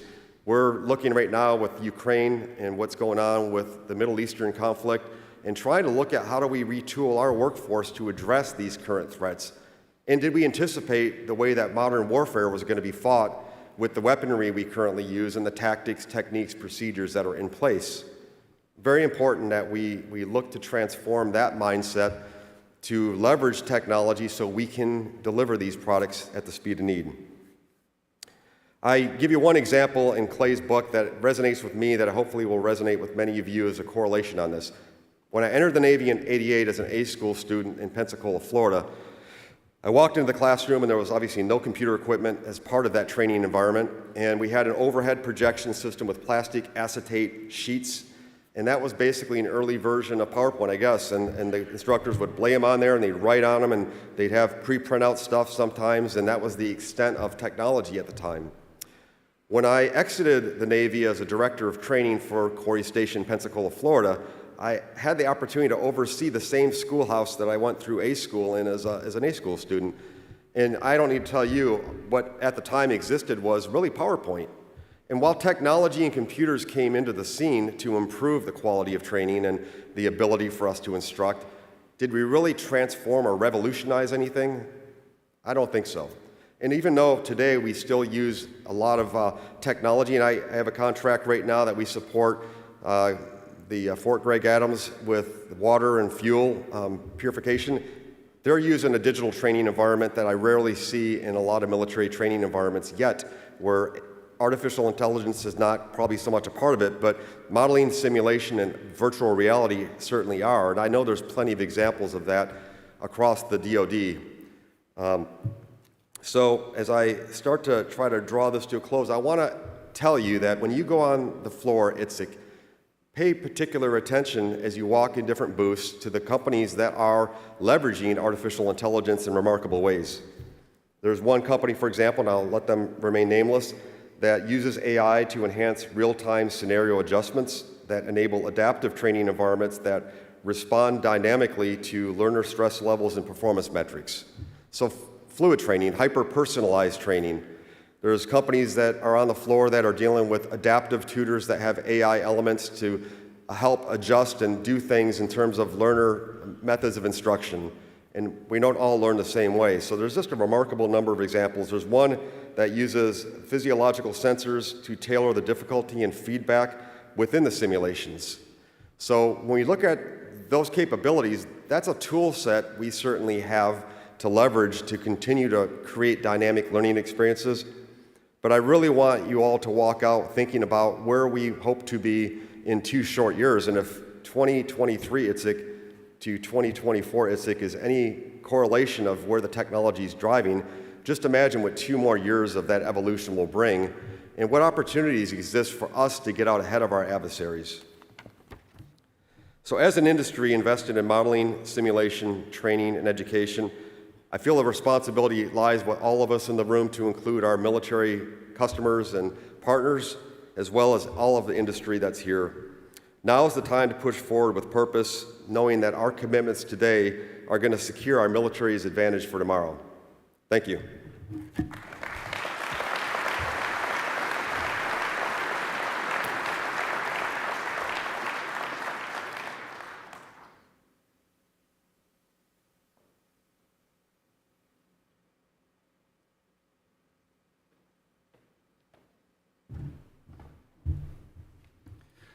Thank you, Rick, and I want to stress the importance of hopefully everybody gets a chance to go to the exhibit floor and to explore those systems, those companies that are providing those solutions. We're going to go ahead and take a break right now, and we will reconvene for the senior leader panel. So please come back, take a break, enjoy coffee, water, whatever you need, and we'll see you in a little while.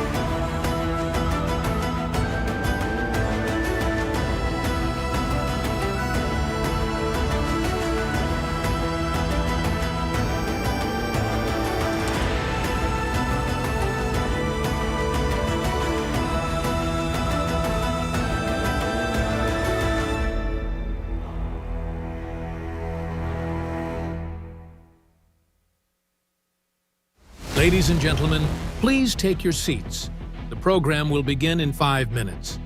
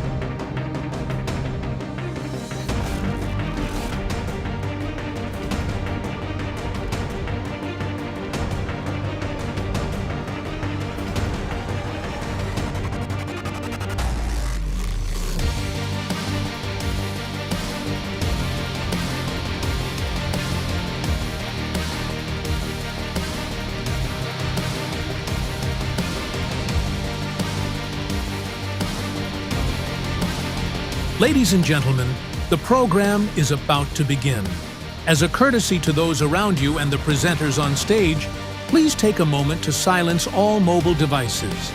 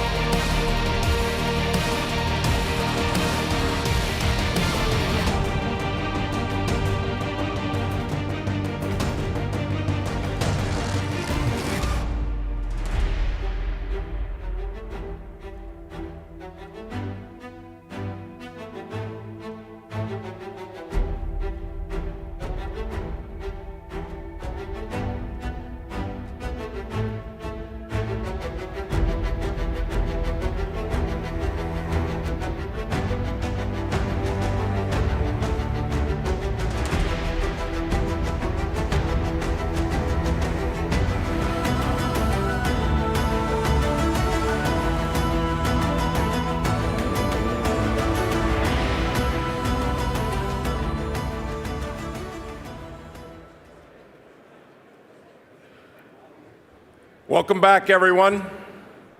If you're just arriving this morning, I want to reintroduce myself and welcome you.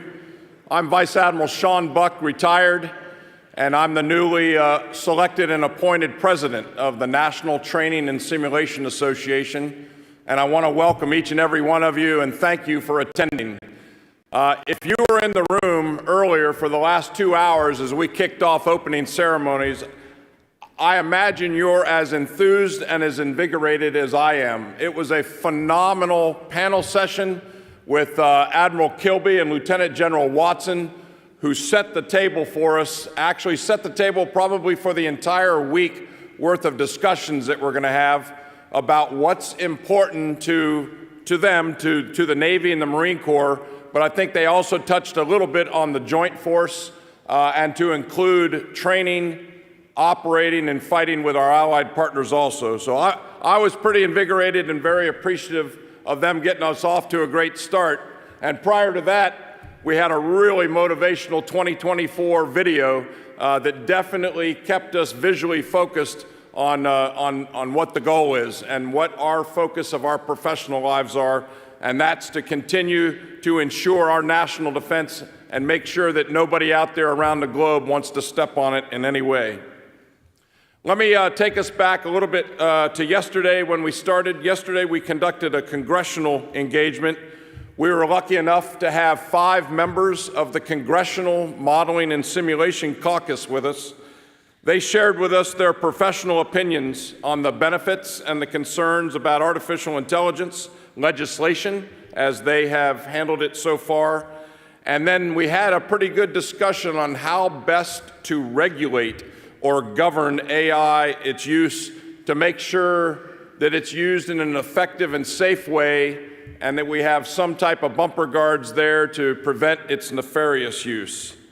They also gave us a preview of what opportunities and challenges face the 119th Congress when it's seated early next year in January, having just concluded our nation's election cycle.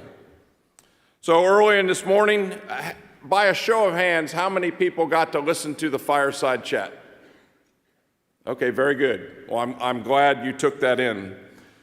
So let me give a little bit more perspective that will kind of set up this diverse senior leader panel that we have. I'm probably telling you what you already know, but I think we need to continue to say it and talk about it.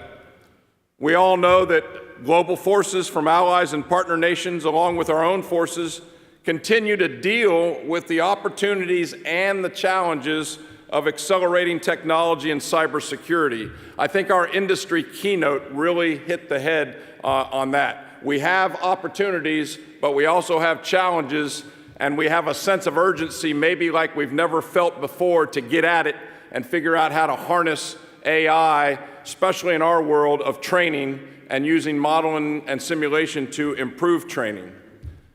Let me remind you of the rules of engagement of today's panel session. It's going to be a little different than that fireside chat. I think I'm looking at a couple of the chairs that I can see. On your chairs or somewhat near where you're sitting, you should have available to you a little white question card. Are you seeing those? Audience participation, are you seeing a little white question cards? Okay, if you're not, let's get those cards available to the audience. For about the first 15 minutes of this 90-minute panel session, if you have a question that you would like to present for consideration of the panel, write it out in as legible handwriting as you can. We're going to collect those cards over the next 15 or 20 minutes, bring them up to me, and after I go through an initial round of questions that I've generated to kind of prime the pump, then I'll immediately turn to those cards and make sure that your questions are fielded. My intent is I'll introduce briefly each panelist here. Their full biographies are available to you in your electronic program guide. I've abbreviated those for time's sake so we can spend more of our time on Q&A. So without further ado, representing the United States Navy, just to my right, Vice Admiral Dan Cheever. Vice Admiral Cheever is a 1986 graduate of Western Illinois University and earned a Bachelor of Business degree. He's currently serving as the Commander of Naval Air Forces and Commander Naval Air Forces Pacific Fleet. And he's got a really cool call sign. He is the Navy's Air Boss. He's accumulated over 5,000 flight hours and has over 1,100 carrier-arrested landings. Air Boss, welcome. Thank you. Sir. From the United States Marine Corps, If you were in the room earlier this morning, it's my pleasure to reintroduce Lieutenant General Ben Watson. Lieutenant General Watson graduated from Cornell University and was commissioned through the Naval ROTC program in 1991. In August of this year, of 2024, Lieutenant General Watson assumed his duties as the Commanding General of the Training and Education Command, TCOM, for the United States Marine Corps. General, welcome back. Representing the United States Air Force, Mr. Thomas Lawhead. Mr. Lawhead is the Assistant Deputy Chief of Staff, Strategy, Integration, and Requirements at Headquarters Air Force, known as the A5 for the Air Force. As in his role as the A5, Mr. Lawhead serves as the Headquarters Air Force Futures Office, responsible for developing the Air Force strategy and concepts, conducting strategic assessments of the operating environment through war games and workshops, manifesting an integrated future force design, and achieving timely and effective operational capabilities required for tomorrow's airmen to fight and win. Mr. Lawhead has extensive operational experience as an instructor pilot and evaluator in the F-16 Fighting Falcon. Sir, welcome. We're glad you're here. From the United States Space Force, Major General Tim Saba. Major General Saba is the commander, Space Training and Readiness Command, responsible for preparing 8,600 United States Space Force Guardians to prevail in competition and conflict through innovative education, training, doctrine, and test activities. General, welcome. From the United States Army, Brigadier General David Zinn. Brigadier General Zinn assumed duties as the Director of Training for the Army in June of this year. Previously, he served as the Deputy Commanding General for Operations in the 25th Infantry Division. General Zinn was commissioned as an armor officer upon graduation from the United States Military Academy, West Point, in 1995. General, we're happy to have you here. And from our newest NATO allied nation partner, Sweden, Brigadier General Rickard Johansson. He currently serves as the Commanding General of the 1st Division in the Swedish Army, having assumed command in 2022. As Commanding General, he is responsible for training and exercises for all Swedish Army units in order to reestablish a national capability to fight with large-scale formations. He initially was conscripted into his nation's army in 1985. Welcome, sir, and we're very lucky to have our NATO partner with us. Thank you. Okay, why don't we get to the discussion? Admiral Cheever, I'm going to turn it over to you for your opening remarks. Thanks, Sean. Appreciate it, and great to be here at ITSEC again. I look forward to this conference every year because this is where innovation is and where the imagination gets to and how fast we can get there. What I see is very exciting, and I think we're going to get there together. Sean was supposed to say I'm in the top 10 of air bosses. I'm air boss number 10. Actual call sign's Undra, so if you put that with my last name, it's Underachiever. You don't pick them, but you live with them. Okay, so where are we going? I'm just smart enough to align 100% to Lisa Franchetti and Jim Kilby's vision and mission and purpose, the NAB plan, and our warfighters, and the foundation. If you don't think that's the right way for the Navy to go, it is exactly where we need to go. And their focus on warfighting has more excitement in the fleet, and I still get to fly with these young folks. There's more excitement out there about the focus and direction we're going now than I've seen in a very long time. Our integration with the Marine Corps is at an all-time high since I joined in 1988. When I joined in 1988, it was just 2 peas in a pod. We got to fighting a lot of the overseas things and that kind of stuff, and now we're back to the high-end warfighting integrated team, and same with the Joint Force and our allies and partners. So it's a really exciting time to be here and to be part of this team. Where we envision going in naval aviation and the Navy, as you heard Admiral Kilby talk about, is to be world-class in live virtual constructive. There's a lot to that, but if I could, in your imagination, go with me onto the USS Abraham Lincoln that's currently at sea in the Indo-Pacific region. So if you go out there, you probably landed in a CMV-22, a little different, but awesome, because I can get 14 ambulatory patients off that thing in a CMV-22 1,000 miles away to a hospital, and that's warfighters who are going to go back to the fight. Now, when I get on that carrier, what do I have? I have everything that's in the nav plan, right? I have a combat-ready team. I've got all of it. It's controlled by the Maritime Operations Center, 7th Fleet in this case right now, and we're off and running.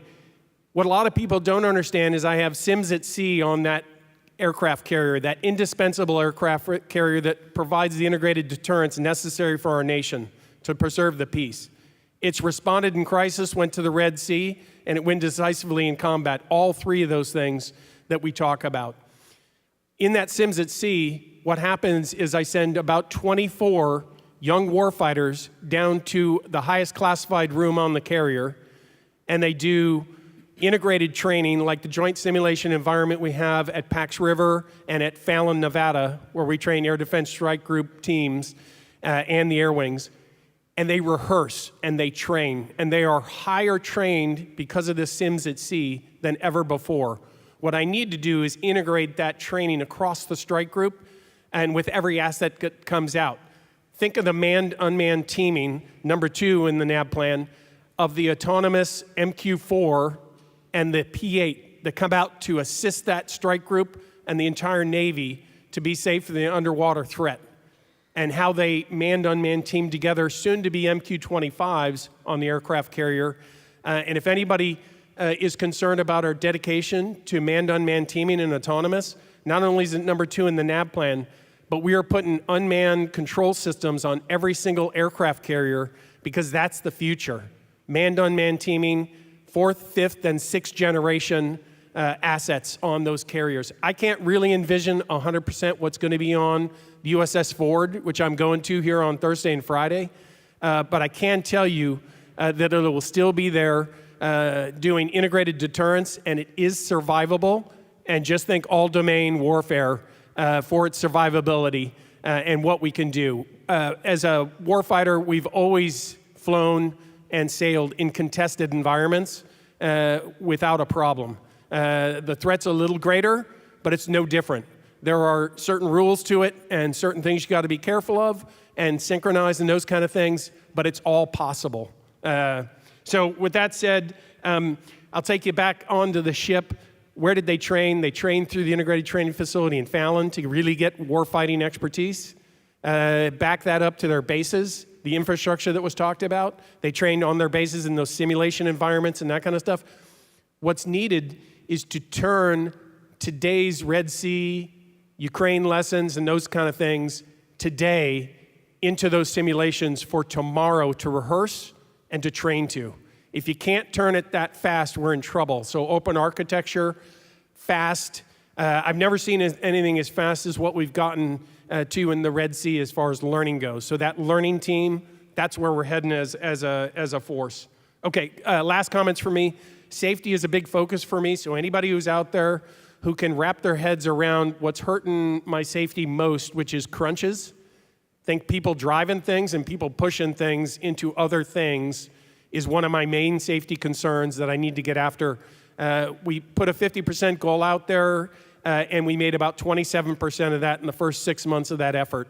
There's a lot of work to do, as the Vice Chief talked about, but I need your help, industry, to really get after that, what that means and how we get after that. And I think it gets back to that driving simulation discussion of how do you train young folks to do it right the first time and always.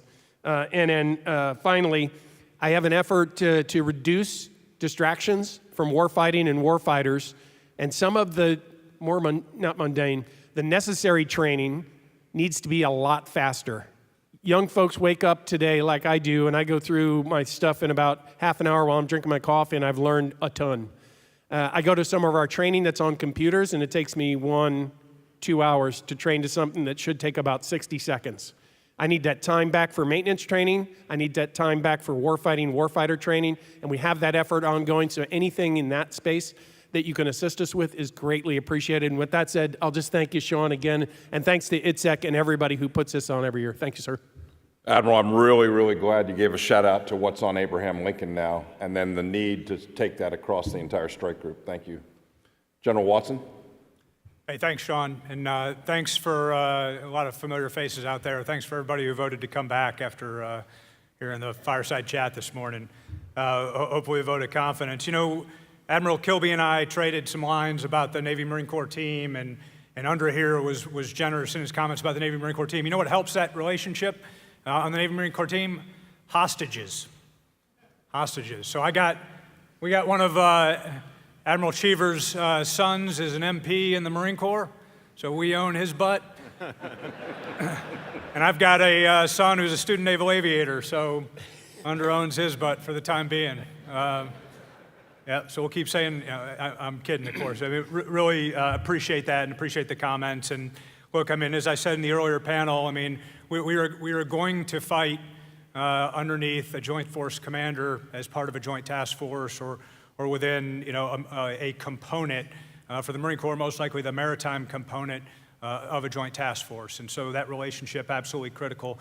I want to pick up on a couple of themes, kind of trending towards where Sean left off with his last question from the other panel. And one is this, you know, concept of stand-in forces.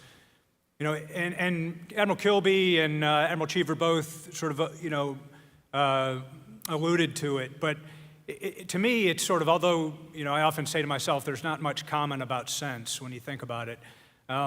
There is a logic to this idea of stand-in forces, which is a concept that the Marine Corps published in conjunction with this force design journey about 3 years ago.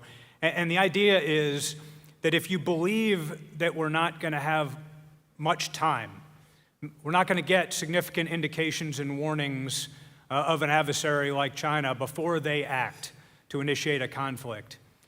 And if you believe that all of the aircraft and ships and stuff that transport folks over those vast distances to a conflict, that we're going to have insufficient capacity and the competition for those assets is going to be significant. And then third, if you believe we're going to be contested in all domains, starting right here in Orlando and Camp Pendleton and Norfolk and other bases and stations around the U.S. in the event of a pending conflict, if you believe those three things, then that kind of naturally leads you to the idea that if you're not already there in the theater of relevance when things escalate, you ain't getting there on an operationally relevant timeline necessarily. So we're going to fight with what we've already got. So the importance of those forces forward, and in our case, those naval forces, those Marines and sailors that are postured forward all the time, is really critical to our posture for the next fight and our ability, you know, to fight now if required. So stand-in forces. If we're going to do that, then, you know, like when I grew up in the Marine Corps, everybody came to 29 Palms and our service level training center of excellence to train the Marine Air Ground Task Forces. Everybody came back to California, and then they redeployed. If you buy into this idea of stand-in forces and the logic behind it, then you can't bring them back to California or back to Southern California for exercises like Steel Night to train them, because then you leave gaps in the coverage, gaps in the capability forward that is required to assure allies and partners of our intent and our capability and to deter adversaries. So, you know, what that takes us to, again, is that rationale, a lot of reasons for it, but a primary reason that live, virtual, and constructive training environment is absolutely required is this concept of stand-in forces. And then if you're going to persist under that environment of ubiquitous surveillance that I talked about, if you're going to be able to maneuver and mass effects fires and forces at the decisive time and place, you've got to figure out how to operate within that, and that involves a level of distributed operations which is uncomfortable. And again, that takes us back to this idea of distributed training, live, virtual, and constructive. Within the Marine Corps, we call that Project Tripoli. Project Tripoli, I mentioned that earlier, but that is what we call the Marine Corps' instantiation of the live, virtual, and constructive training environment. And through the Naval cooperative training environment into the joint LVC Federation. So it allows us to network our capabilities across the joint force, not only train for the fight, regardless of where we are on the globe, but continue to train in the fight. And that's really what Andre was describing in terms of the current forces deployed forward in the Med and in the Red Sea. 3 T's, okay, for us is really where I'll leave it. Project Tripoli, this is sort of our organization for combat within the Marine Corps' Training and Education Command to get after what we need to do to posture for the future operating environment. Tripoli, think live, virtual, and constructive. The next thing is Trident. Trident should trigger, the idea of things naval. And Project Trident, it's really about how do we establish the policies, standards, and the integrated training pathway to naval fires expertise and joint fires expertise. So the Marine Corps is working with organizations like the Naval Air Warfighting Development Center, and underneath them, the Maritime ISR Weapons School, working with our expeditionary warfare training groups, which fall under the Training Carrier Strike Groups East and West, to help align and integrate our training pathways to certification and manning of those fire cells that are going to enable us to fight when we need to as an integrated naval and joint force. And then lastly, and I referenced this a little bit in the previous Fireside chat, but is Project Triumph, and that is the student-centric, outcomes-based learning model. So if you're in that space of helping enable a more asynchronous learning methodology at scale, so how do we move large volumes of people, but yet enable a certain amount of individual progression and tailoring of the subject matter to allow folks to move at speed through a training environment that maximizes then their time on the other end and engages them as a student audience, then we're highly interested in what you have to bring. We have stood up 2 centers for learning and faculty development, one on the East Coast down at Camp Lejeune, Camp Johnson, one on the West Coast at Camp Pendleton, and that's taking a specific focus on how we teach instructors to design learning methodologies that are more engaging and individually tailored to the student. So Project Tripoli, Project Trident, and Project Triumph is sort of our organization for combat within the training and education space. Doesn't cover everything, but our primary lines of effort. Sean, thanks for the time. Super. Thanks, General. Mr. Lawhead? Thanks, Sean. Much appreciated, and it's great to be here again at ITSEC. It is not lost on me, as I look at this panel, that this is exactly the joint force that we are going to fight with in the future, to include our allies and partners. The good news is, while that is hard, we've got consistent direction on where we all need to go. Starts with the national security strategy, through the national defense strategy, through the joint warfighting concept, for us, the Air Force future operating concept, and then that all drives us to a future force design that leads to the force that we need to provide the joint force and the coalition to be able to win and deter in the future. That force required significant change from us in terms of the imperative needed to get after the capabilities that are required in the near and midterm, and then certainly into the far future. That change, as we looked at it, General Slife, our Vice Chief of Staff, is fond of often reminding us that it's great and we get very platform-centric and platform-focused. We're trying to expand to a kind of a system of systems. It's not just about the platform, but it's everything that goes with it and the rest of the DOT-MIL, ML, PFP equation, specifically organization and training. So as we started to develop these capabilities, rather than get focused on those individual things that we need, we had to take a look at how we were preparing our airmen to actually train, fight, and sustain those capabilities. And that, in essence, is why this event is so very important.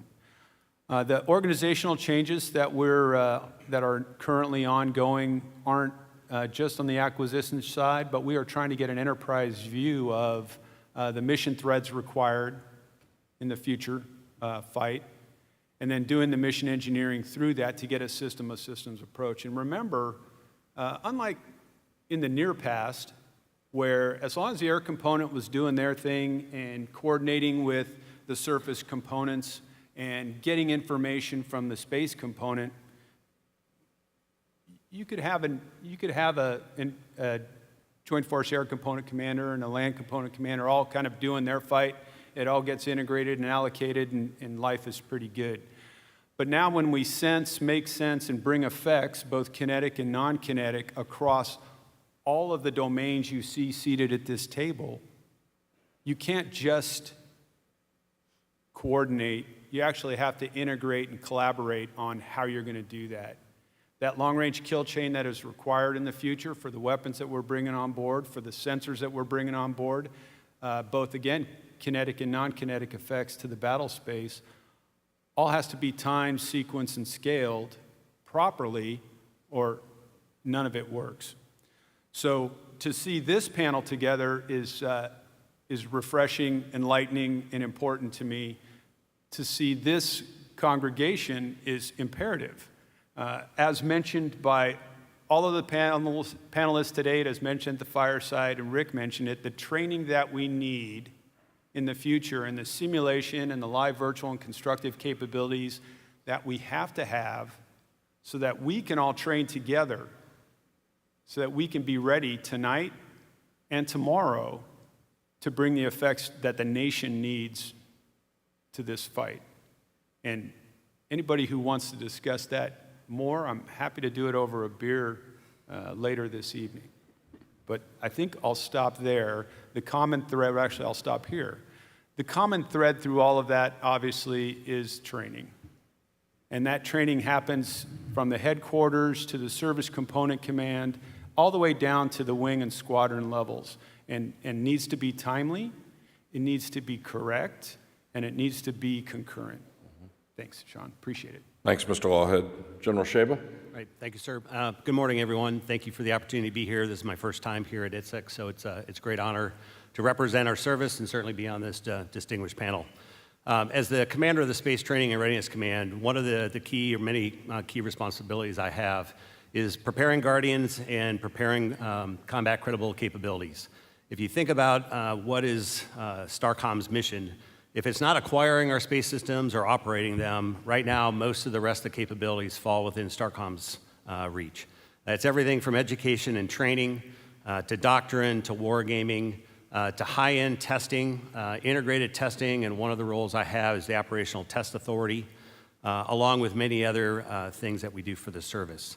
But combat credibility is probably one of the key things that we're certainly focused on, certainly in an era of great power competition. We like to say that on the 20th of December, we'll hit our 5th birthday as a service, still fairly new and a lot of work ahead of us. I encourage my folks, and I think across the service, to look back some days and realize how far we've come when it comes to the high-end threat that we know that we face and how we're going to support the Joint Force and our allies differently than we ever had to before. As one of 3 field commands within the service, we're also a field command in transition. So earlier this year, in May of this year, the Secretary of the Air Force announced that we would move from our temporary location in Colorado Springs down here to Florida, just down the street at Cocoa Beach and Patrick Space Force Base. So we're in the midst of actually moving our headquarters down. Next summer. I'll turn the flag over to the next commander. But at the same time, as we move a headquarters, we're laser focused on making sure combat credibility stays at the front edge.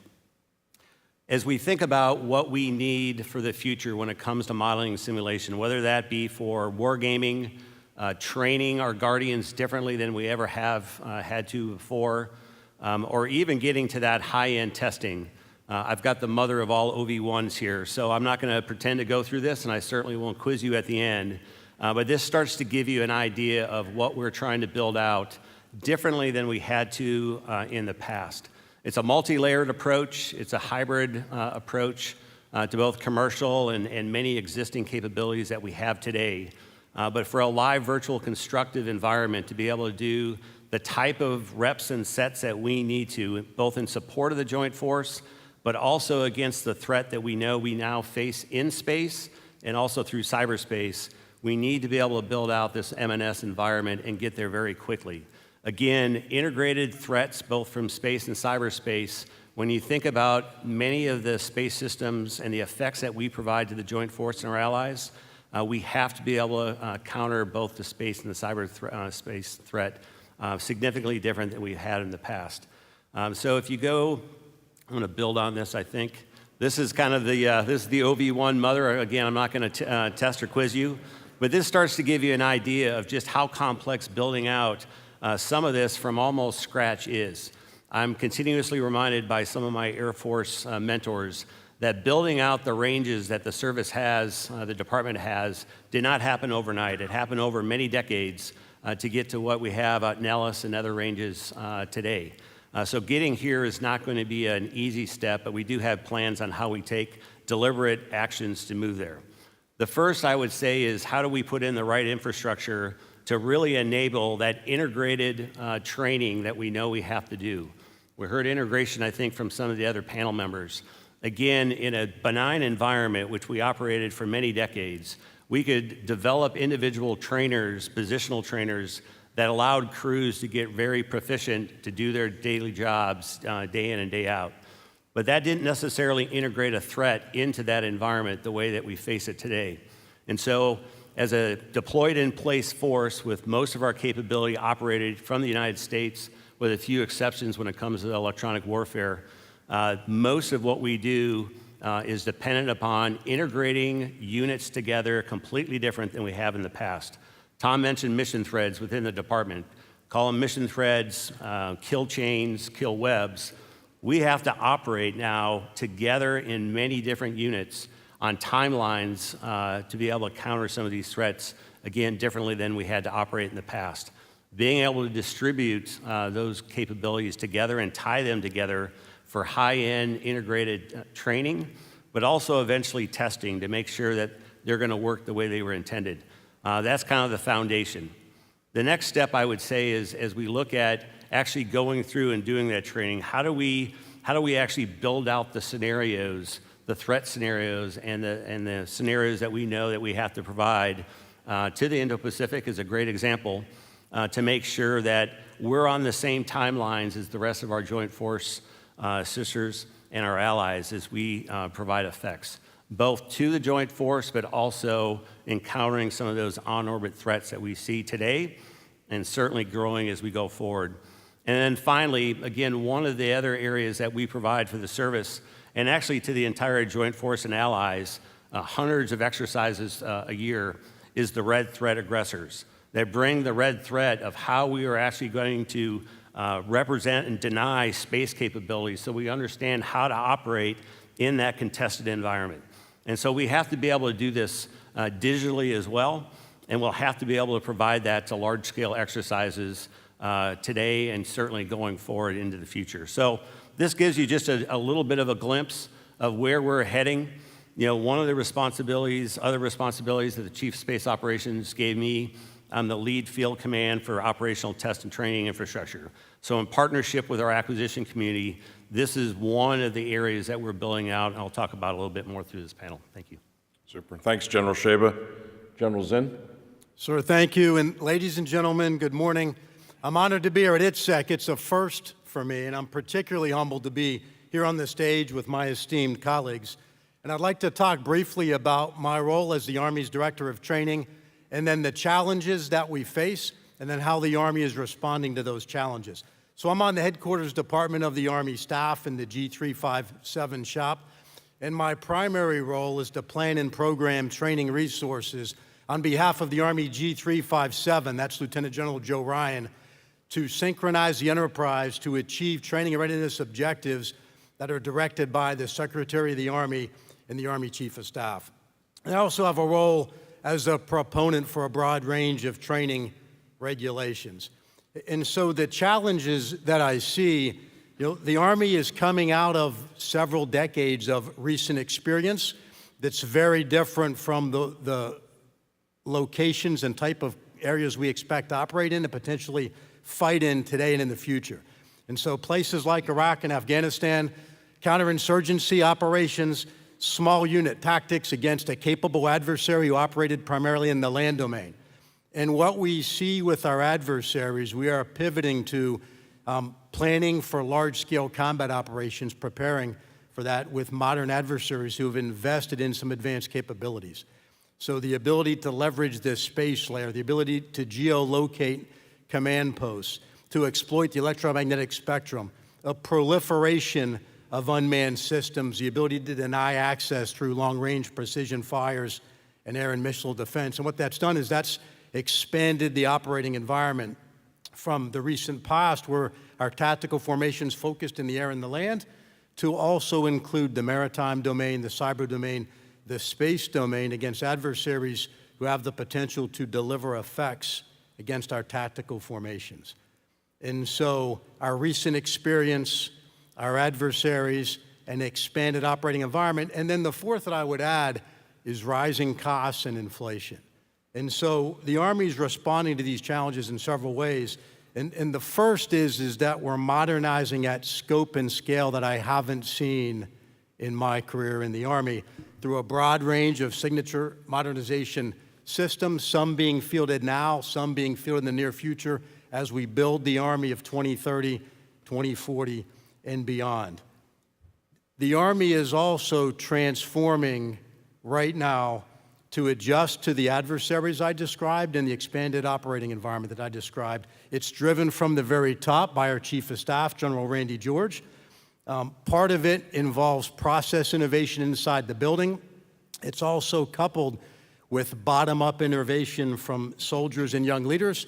And our chief has told us that we are not changing fast enough, and so we are picking up the pace.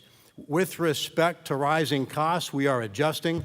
What I expect to see is a rigorous and deliberate prioritization to review the things that we're doing and potentially in some cases choose some things we may not continue to do.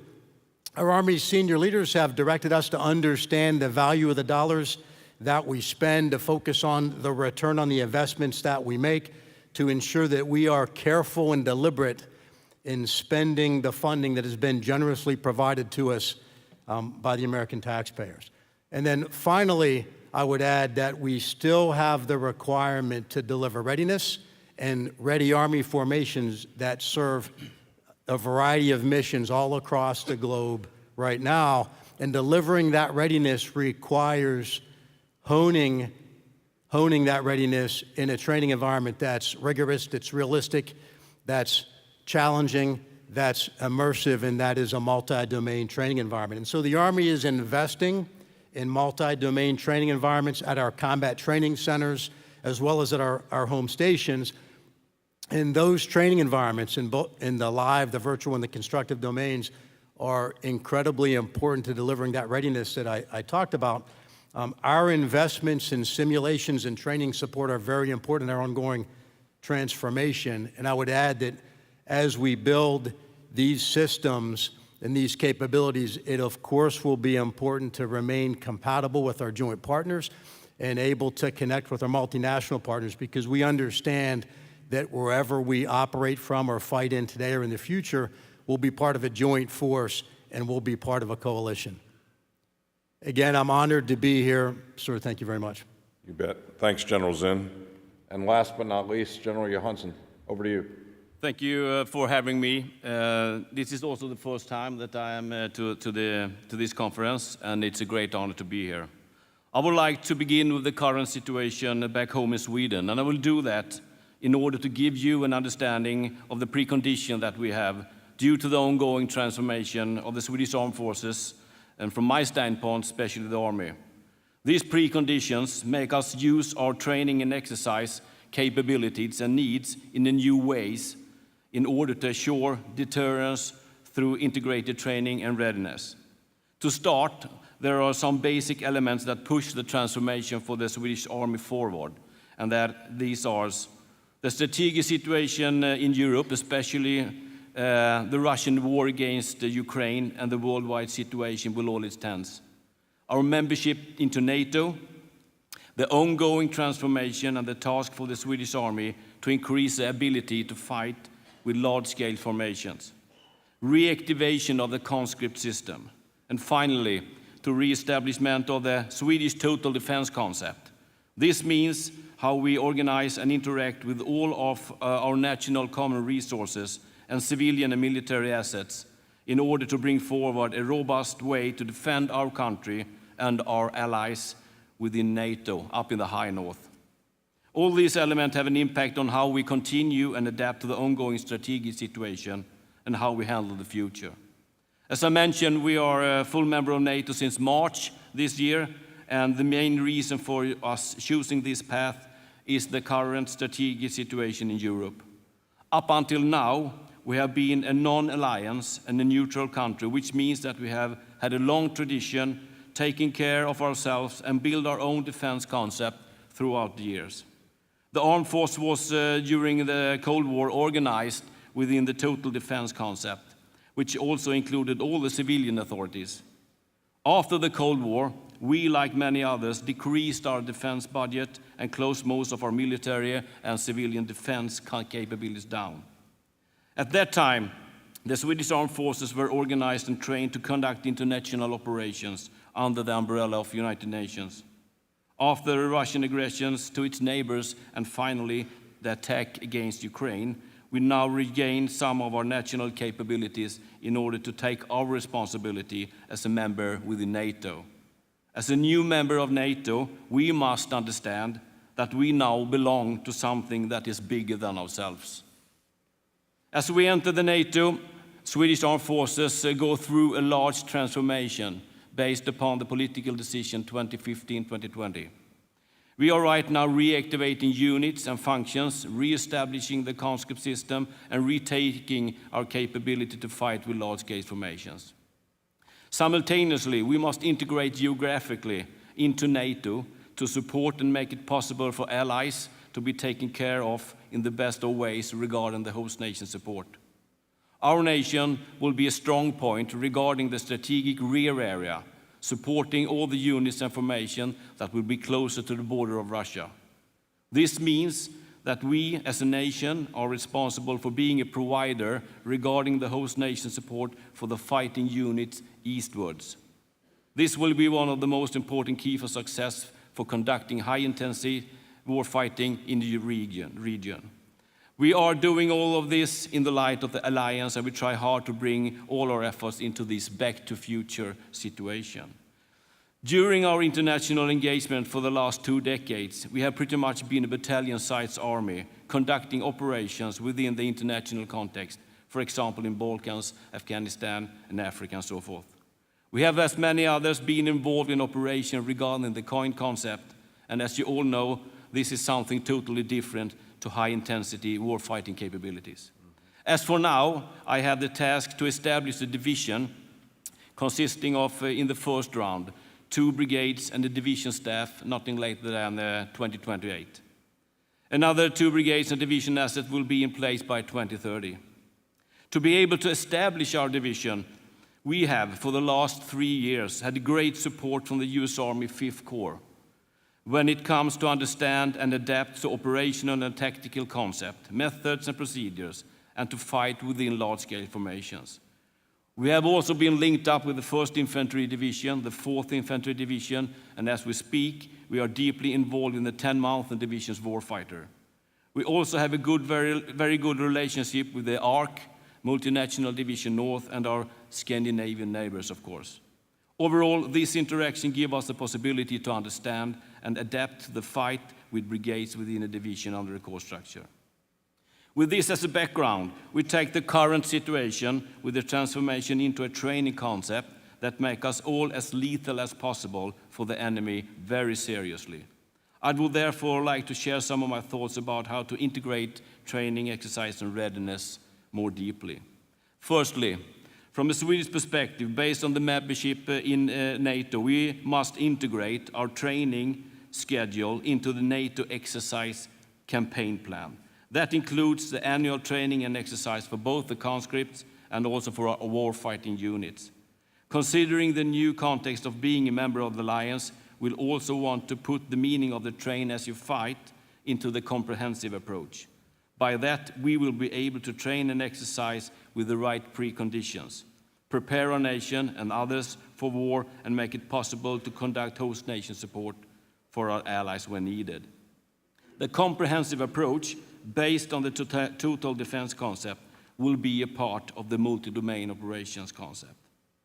With this approach, we can be more specific about how we can and must build our training and exercise concept, as realistic as possible as a nation. In this comprehensive approach is decisive. By doing this, we will, through the exercise, also get a real operational rehearsal and a clear announcement regarding deterrence. Secondly, I think that we together must be as precise as possible to establish a more robust and correct command structure based upon our defense plans. Then units and commanders will be able to train and exercise as close as possible to the real-life situation. I know this is hard to achieve, but I think we can put more focus on it. And if it is achieved, we will have commanders, staffs, and units that know each other better, and that most probably will act more effectively when we release all the combat power at a specific given time. Thirdly, I would like to underline the importance for us and everyone else that will operate in the High North of making sure that soldiers and units have the right skills to conduct operation during winter conditions. In Sweden, Norway, and Finland, we are used to this environment. We will continue to focus on these skills in order to be able to fight in our vicinity and, of course, to support all allied nations that will be part of this kind of training and, if needed, conducted real operation in this environment. Fourthly, we need to constantly take care of our common responsibility for the development of interoperability. It is not just about technical interoperability, even if that is very important, but most about given culture that the NCOs and the officers bring the multinational community. This is something that we constantly need to improve, our skills to understand and harmonize our TTPs and to understand our countries' and armies' different cultures. We all have our own national DNA from a legacy that cannot be wiped away overnight. This can only be achieved through international training and exercises. Fifthly, we need to constantly train and exercise with simulators. We need to increase the level of interoperability to our systems so that we can train and fight as realistic as possible. We also need to use and develop the software in order to be able to collect and sort out the specific data from the exercises in close cooperation with the industry. With the collected data and information, we can draw more relevant conclusions from previous exercise and act accordingly. I think we can get even better with the help of AI in order to reduce the complexity and the time-consuming detective work it is to find and draw conclusions from a specific situation or from the entire exercise. As I mentioned in the beginning, we have re-established a system of conscription. As a small country, we need to build our warfighting capabilities based upon the conscript system. From a readiness perspective, we also have professionals and semi-professional soldiers. To be able to make lethal soldiers out of our conscript with a limited time between 11 and 15 months, we use simulators early on in combination with live firing training, sometimes from the very beginning in the basic training. This means that we can provide a steep learning curve from the single soldier through the training of squads, platoons, all the way up to the brigade level. It also means that the single soldier and the APC and BT crews know how to handle the simulators when it comes to prepare for a training event or an exercise, so that becomes an integrated part of the overall preparations. Furthermore, the simulators help us to handle the complexity of modern weaponry without any risk regarding safety, and they give us the capability to repeat and specific situation or drill over and again. It also brings the commanders to use and train with combined arms and the possibility to have feedback immediately after the fight. Altogether, the simulators give us a good chance to make individuals and commanders reach a high standard when it comes to handling the weapons and tactics at the low cost. In combination with simulators, we adapt the real weaponry to our soldiers and give them the confidence and skills to handle the weapon with live ammo. This combination is crucial for training our conscripts throughout the training program. I will also highlight the importance of using simulators in large-scale formations. In Sweden, we are good at it, and we have a history and tradition of using simulators in our training and exercise. In the new concept of being a part of the alliance, I see the need of more exercises with the simulators at all levels up to the brigade together with others.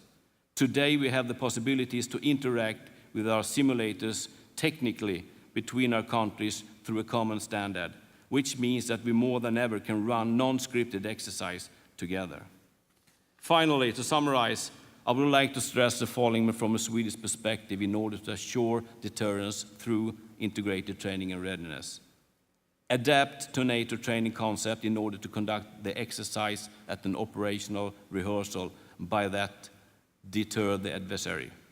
Set the command structure in order to make it possible to train as close as possible regarding the real-life operation. Plan, prepare, train, and exercise with a comprehensive approach in order to make the outcome of the operation as robust as possible. Continue to improve the interoperability and use simulators from soldiers to brigade and use the information from the simulation on a broader level and increase the interoperability within our simulator systems. And finally, in Sweden, we teach our soldiers that the cold is always the second enemy. If you think you need to improve your skills in fighting during harsh winter conditions, we will be there for you. It will help you stay alive while you fight the real enemy. Thank you for listening. Thank you, General. And NATO is lucky to have Sweden as one of our teammates. Welcome aboard. Gentlemen, I thought I was going to need to prime the pump, but the audience is primed. And thank you, audience. You all have submitted a bevy of questions. They're really good questions, so I'm going to jump right into your questions. This is across the panel. Any member can feel free to speak up. As AI technologies increasingly shape modern military operations, what strategies are being implemented within your respective commands to ensure that future leaders are trained not only in the technical aspects of AI, but also in the ethical, legal, and strategic governance of AI systems in combat and decision-making environments?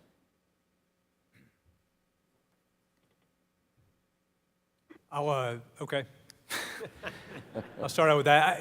I think that actually we're probably, and hey, look, I would characterize the Marine Corps, if I'm being intellectually honest, with being probably towards the slow adopter side, but I would say with a caveat, but accelerating. I think we are organized in this space now. We are developing the strategy. I think when it comes to the kind of the policies and the tough moral and ethical dilemmas of the utility of AI, I think we're further along than we are in the technical, literacy with respect to AI. That said, like I said, accelerating. And there are a number of areas in which, we see room for AI to facilitate, what we're trying to do. If you go within the Project Tripoli, kind of the LVC training environment, you think about things like, when you talk about what we're looking for, we often stick to the things, right? We want, physics-based modeling, authoritative data sets. Okay, to replicate the things, we need cross-domain applications that allow us to do that at echelon. But how do you replicate, how do you avoid mirror imaging when it comes to the mind of the enemy commander and the actions that a threat, an adversary is likely to take? I think that's a huge opportunity for AI-enabled decision support tools to help. The Commandant's #1 priority in terms of investments is logistics, places where we are deficient, and probably share that across most of our services in being able to operate at scale and with the kind of depth required to support protraction. And there's all kinds of rooms in there. We've got some nascent efforts with predictive maintenance and things like that are ongoing. And I'll end with sort of wargaming. Probably in terms of efficient and effective training, when you talk about sort of the intellectual equivalent of that live, virtual, and constructive training environment that will help us make more economical use of resources, train as integrated joint teams, and get the kind of iteration required to improve, identify and reverse or reinforce trends. Wargaming, I think, kind of the intellectual side of that, it allows us to not just educate, but to test out concepts and capabilities. And if you haven't had a chance to get to Quantico recently, there's probably like 3 good reasons to visit. One, it's not the Pentagon. Yeah, two, if you, National Museum of the Navy and Marine Corps is there in Conoco. It's free, and they just opened the post 9/11 exhibits there. Really good. The third reason is that is the Robert B. Neller Center for Wargaming. That is an incredible facility, unique within the Joint Force, and it is a more than 100,000 square foot facility, multi-security level, and can support up to 24 simultaneous war games at the fully informed level. It has not opened yet. It is tourable, and we are getting close to reaching initial operating capability in the Neller Center. But the AI backbone of that thing that enables enhanced visualization, again, decision support, qualitative, quantitative analysis, pretty impressive. So if you get a chance to get there, I'd highly recommend it. Good. I'm gonna take back control here for a second and get through more questions we can, as maybe one person takes responsibility for each of the questions. Major General Sheba, this is directed toward you. Briefly cover U.S. Space Force's plans for incorporating national technical means into Space Force modeling and simulations. In other words, joint exercises with other military services. Yeah, thanks. As I mentioned before, each year we probably support well over 80 different exercises across both the service, but more importantly, the Joint Force and our allies. And I would say that demand for the number of exercises is far greater than the capacity that we have today. So we have to focus on the most important ones, especially as we focus on joint effects and the Indo-PACOM. As I look to the future, though, we have ways of partnering and, again, coming to a conference like this with so many experts across industry. You heard up front, we're 9,800 uniformed Guardians and about 14,000 Guardians strong when you add in our civilians. And so a key to our success is partnerships. The only way that we're going to be able to support the Joint Force, to my left and right, and our allies, is to partner with industry differently than we have in the past. And so certainly as we look at how we build out our test and training infrastructure, as we think about how we operate the ranges that will give us the combat credibility and the readiness that we need as a service, looking for opportunities where you and industry can actually help us expand our capability so that we can go well beyond the 80 or 80 plus exercises a year and get to the scale that we know we need for the service each and every year. That would be one of the ways that I would say that we're looking at how do we expand our capabilities and support a larger audience than we've been able to in the past. Again, it's hard to be able to say no in any one of these because every one of them is important. They're all important towards the Joint Force, and certainly many of our allies that we know that we're going to have to fight together with, and the only way we can do that is through large-scale exercises that we routinely do. Thank you very much. Admiral Cheever, this question was for you and the Navy. If we'll fight from the Mach, what is the backup if an adversary neutralizes our connectivity to the Mach?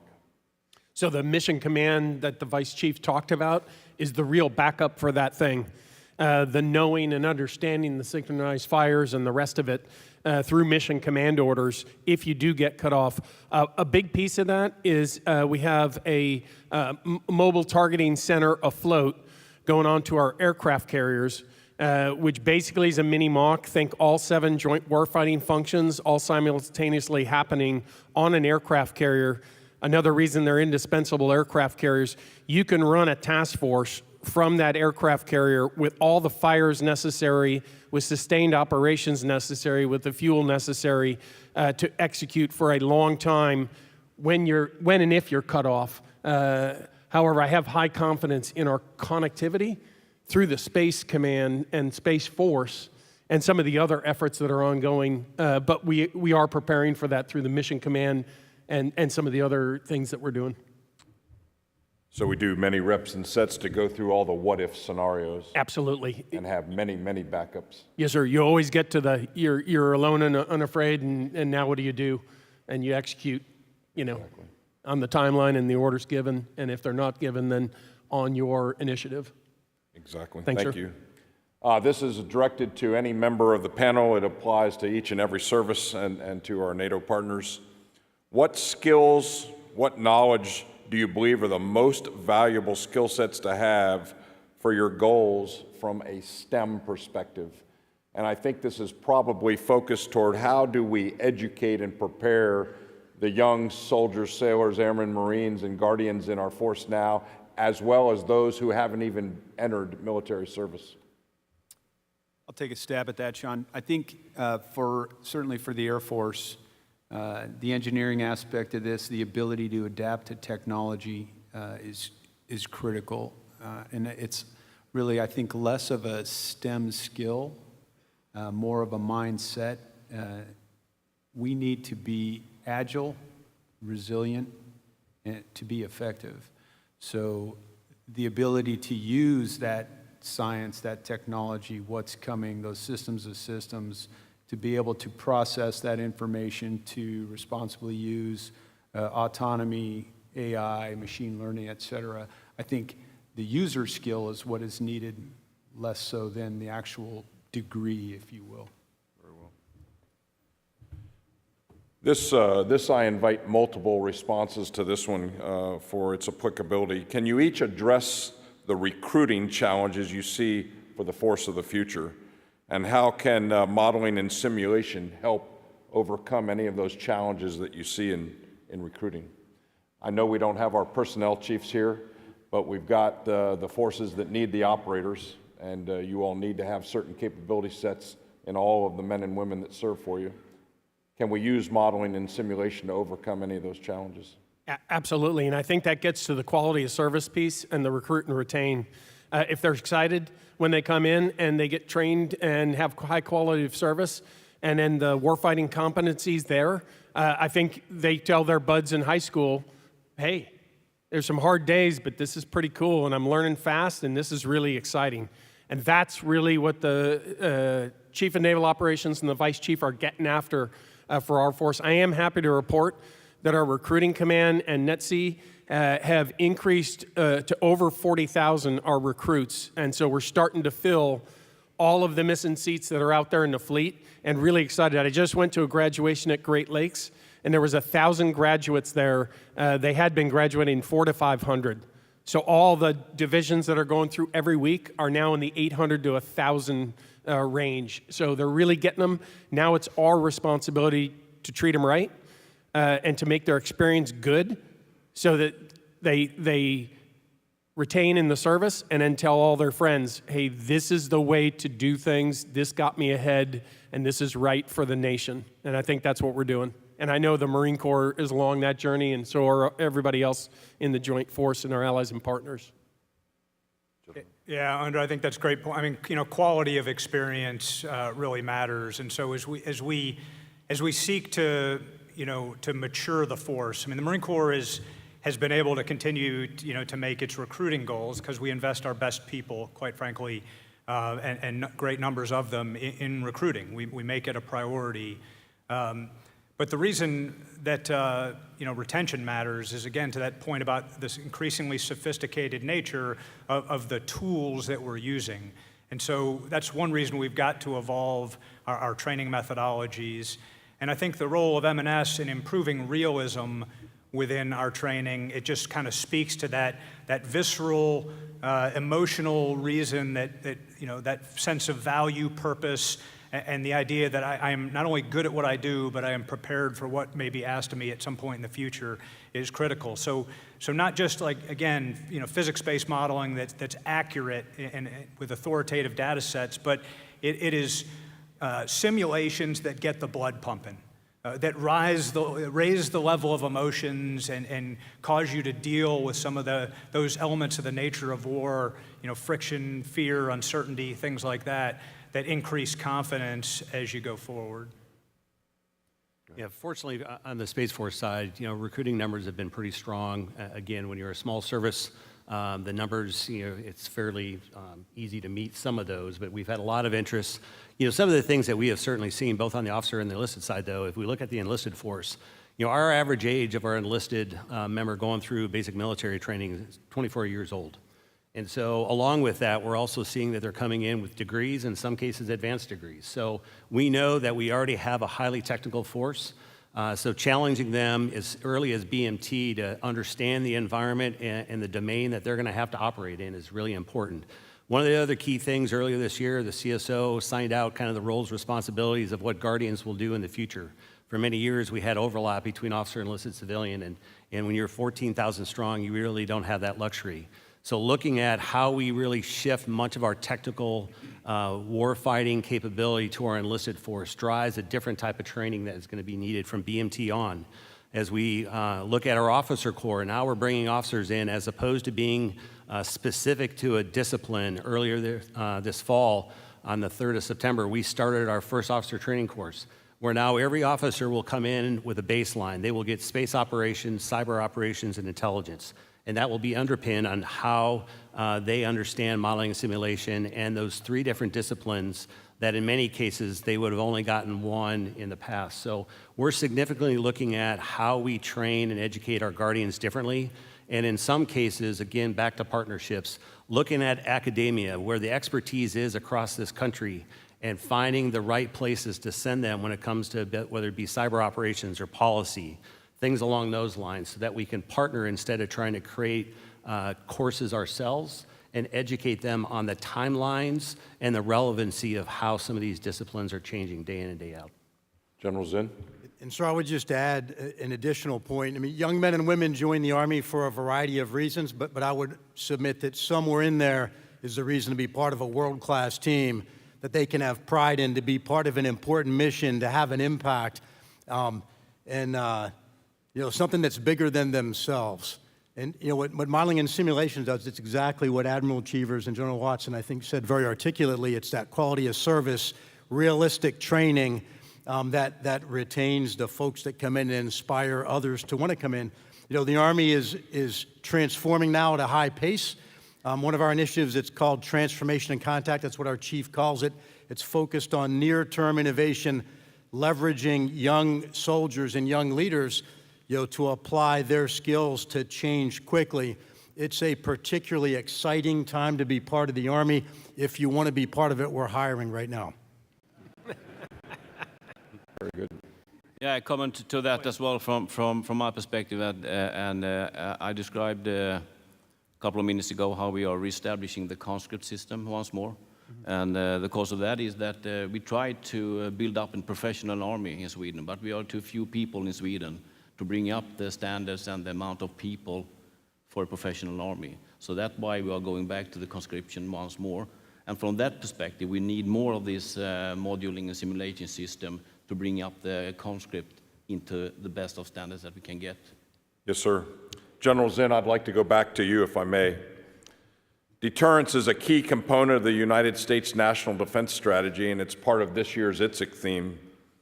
How do the Army's current readiness priorities and focus on multi-domain operations help to deter our adversaries who wish to cause harm to our country? So thank you for the question. I would highlight 2 areas that are primary contributions that the Army makes to deterrence in the National Defense Strategy. The first is to provide trained, ready, and credible formations, and then the second is campaigning. And then to add a little bit of detail on the first, the way we provide trained, ready, and credible formations, we build cohesive teams that are disciplined, that live the Army values, that inculcate the warrior ethos, that are brilliant in the basics, that are resilient, that are lethal, that are trained to conduct combined arms operations at echelon in the modern operating environment with joint partners and with multinational partners. One of the areas that we do that are our combat training centers, and we have 4 of them in the Army: our National Training Center in California, our Joint Readiness Training Center in Louisiana, our Joint Multinational Readiness Center in Europe, and in our newest training center, the Joint Pacific Multinational Readiness Center, that executes or it conducts operations in both Hawaii and Alaska. And that's really, our training centers are where we bring together our culminating crucible large-scale training experiences, primarily for our brigade combat teams. Those are combined arms formations of roughly 4,000 soldiers. Our warfighting exercise program is also very important. Those are command post exercises that leverage constructive simulations to train our division staffs, our corps staffs, and our theater Army staffs. The transformation that's ongoing that I talked about, I think, is very important. Our investments in simulations and training support. And then the last point I would add on trained, ready, and credible formations are some of the new formations that we're fielding right now. One is our multi-domain task forces, our long-range precision fires, and our advanced air and missile defense. I think all of those formations contribute to deterrence in a meaningful way. Where we really apply those formations and that readiness is through campaigning, through our theater armies in Europe, throughout the Pacific, but really all over the world. And when we do that with joint and multinational partners. And I think all of those are very important for how the Army supports deterrence. So thank you. Thanks so much. Admiral Cheever, back to you. Networking simulations across the fleet has been an ongoing challenge due to cybersecurity, proprietary solutions, and divergent protocols. Are we making progress connecting platforms and training systems to create these virtual training environments that we so need? We are making a lot of progress there, but there's a lot to do, right? You want plug-and-play capability. You don't want to have to do things a long time out to predict it and all that kind of stuff. You want to get to it, and you want to get to it fast. I want to be able to plug in anybody. I want to be able to plug into the DMON, DMOC down at the Air Force. I want to be able to plug into everything we do across at multi-level security, so anybody at any level security can plug in and play in that environment. The Navy continuous training environment is doing that. And scaling it. Some of that, it requires some investment.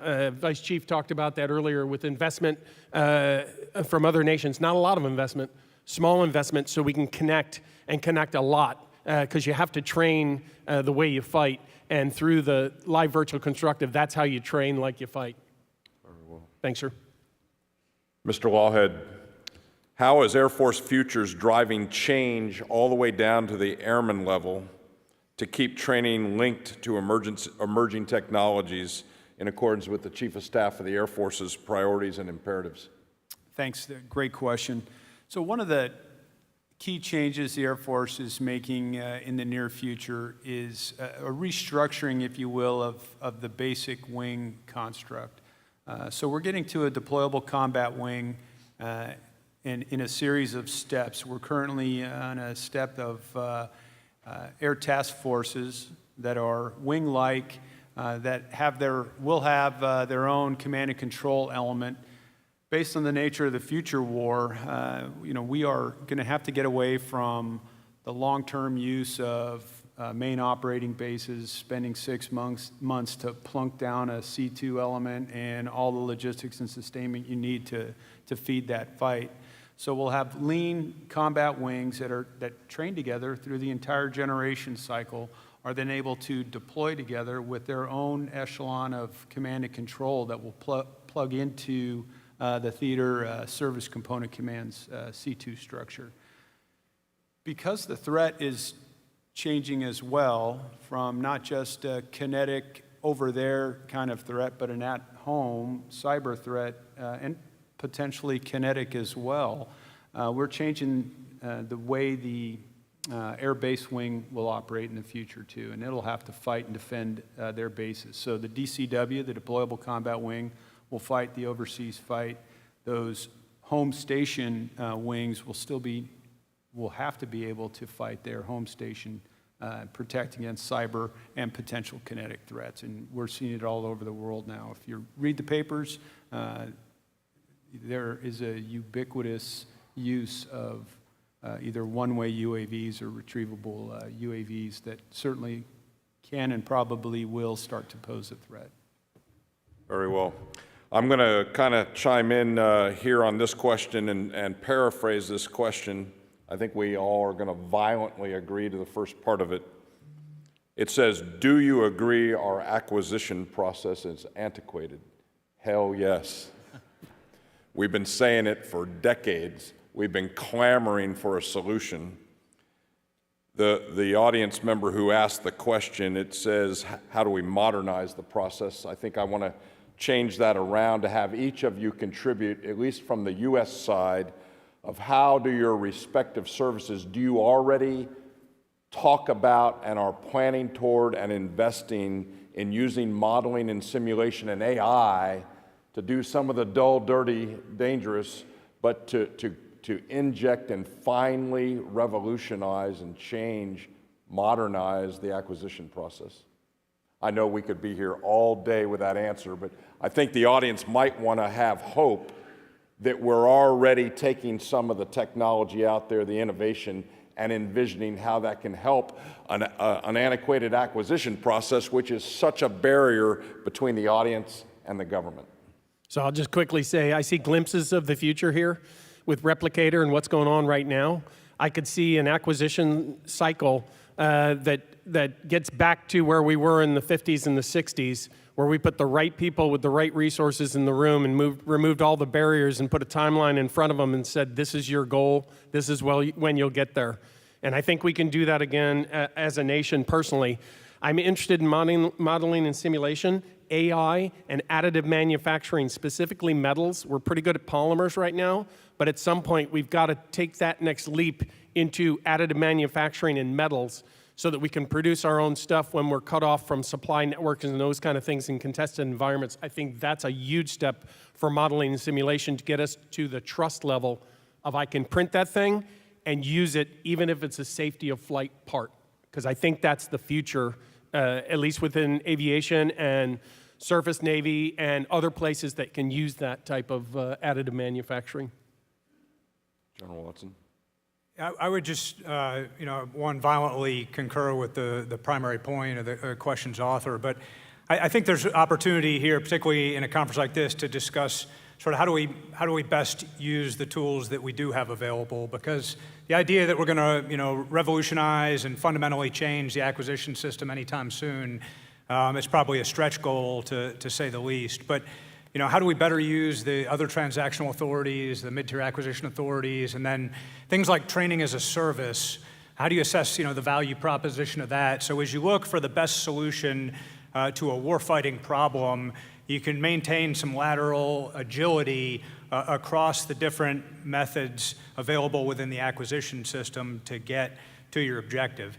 And then I think on the low end, you've got, things like Chat GPT, Camo GPT like equivalents that can just help kind of cut time in the requirements writing process and in the production of the voluminous documents and paperwork, et cetera, to enable a little bit more focus on the actual conversations and hard work that needs to occur. Yeah, completely agree. I think there's no silver bullet, right? So there's a spectrum of acquisition. Replicator may be on one end where there are things that are almost ready off the shelf that you could go out and purchase and perform a mission with. On the other end, I mean, if you want to develop something that's technologically challenging, it's going to take time. If you want to develop a new ship, if you want to develop a new aircraft that's going to penetrate modern threats, that takes time to develop.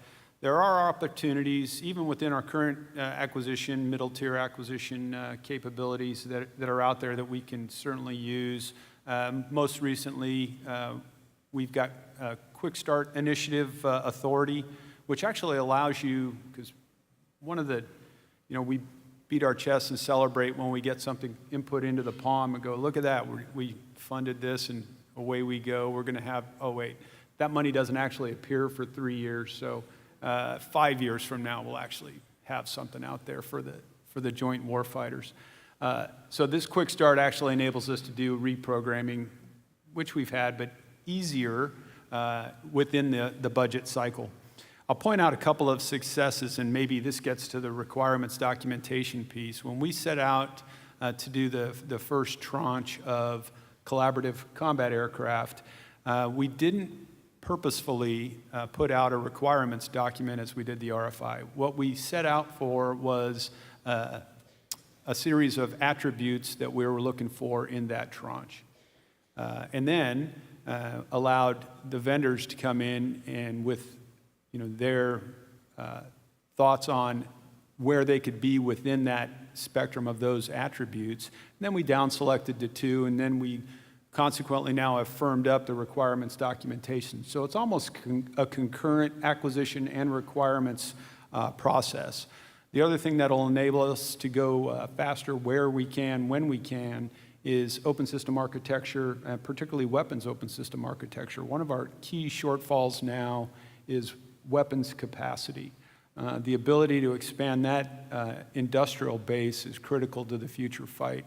And I think our weapons open system architecture and our government reference architectures allow us to start to plug and play, and that's exactly what our weapons PEO at Eglin is doing, is starting to build, enforce that standard so that you can bring seekers together with guidance systems, together with warheads and maneuvering kits, and start to kind of Franken missile those capabilities out there much faster than designing the whole thing stem to stern. Okay. General Shiv? I guess as a 3-time PEO, I've felt the pressure of trying to deliver systems at scale and speed over the last several years, especially in light of the threat. I would say that, at least from a service perspective, and really probably across the services, I think things like OTAs, we've certainly seen a lot of benefit from that. You know, something that you're able to take an idea and award within 3 or 4 months certainly speeds our ability to reach into industry and take advantage of technologies differently than we did in the past. One of our primary tools has been the Space Enterprise Consortium. We have well over 750 industry players now. Probably well over 70% of those industry players are non-traditionals.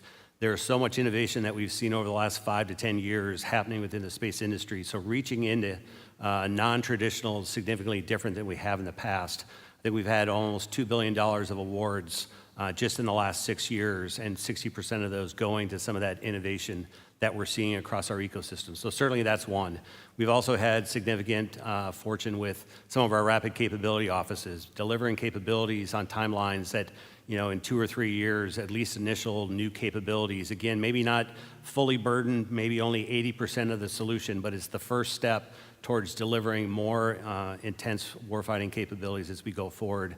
And then I think the last piece, you know, we've certainly seen a number of new programs born digitally, where from the beginning, it's not a paper-based process where you go through CDRs and then you start actually bending metal.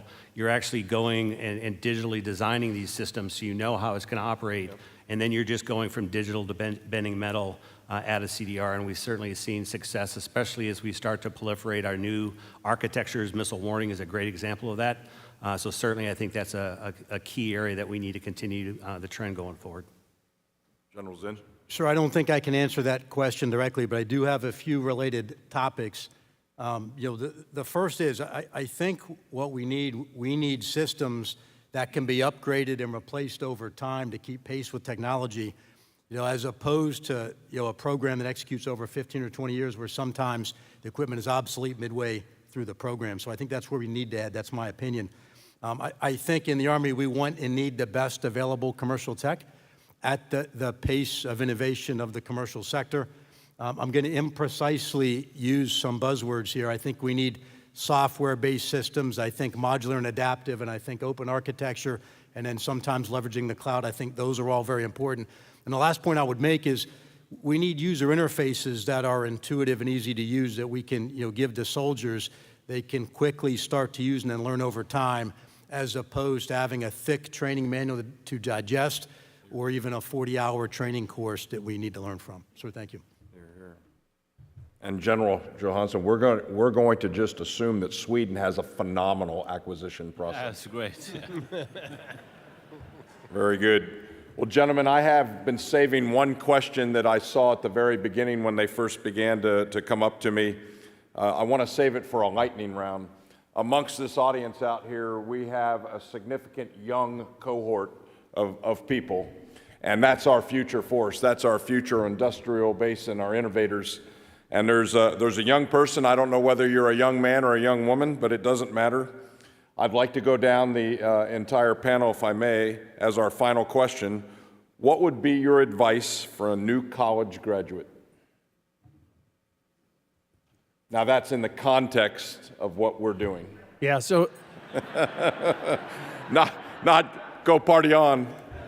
Yeah, I had a bunch of thoughts there for a second.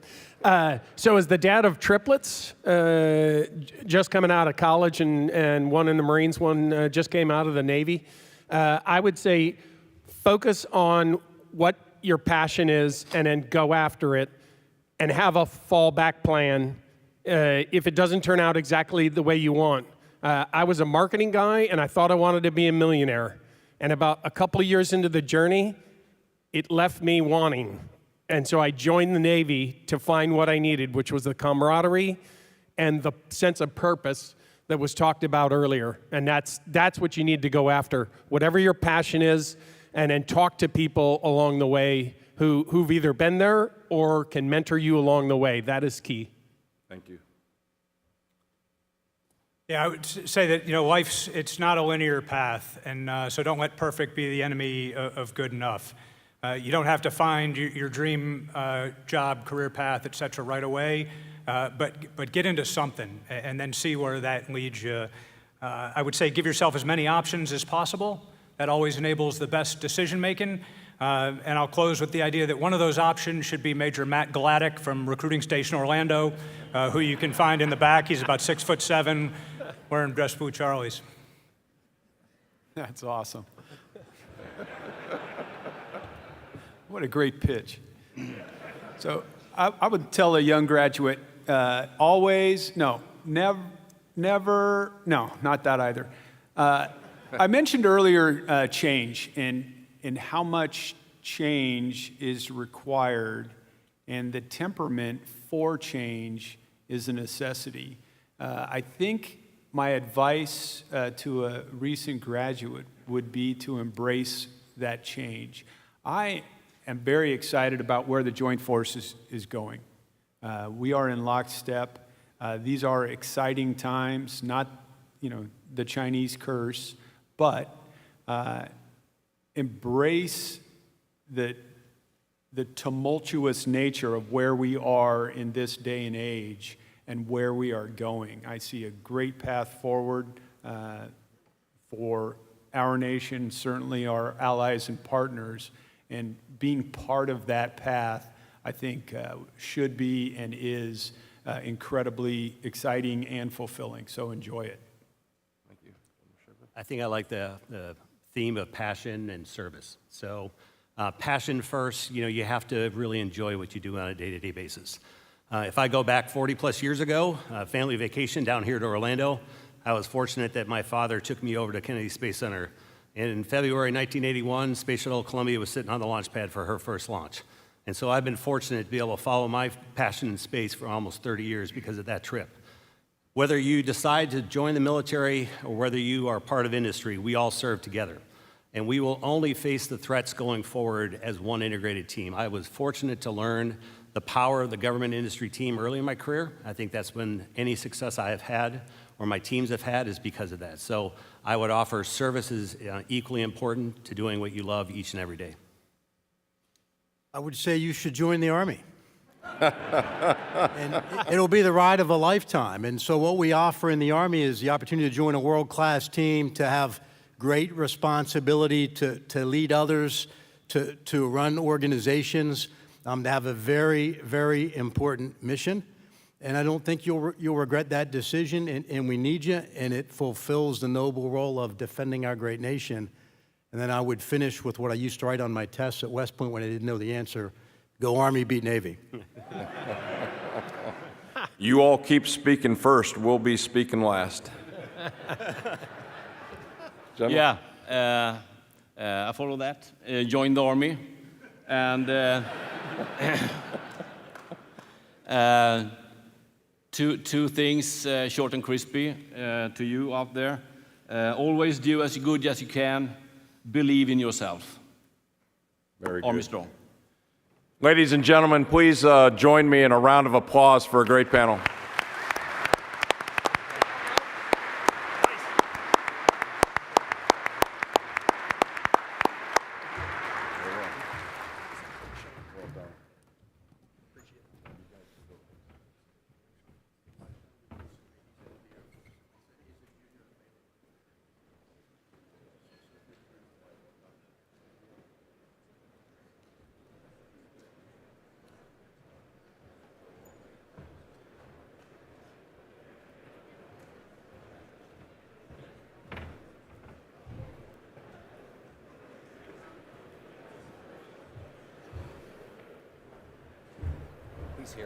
If you can get this. Never mind.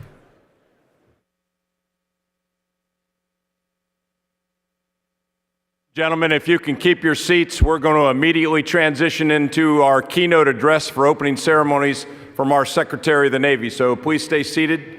He'll be speaking to us from right now to noon, and then we'll break for lunch.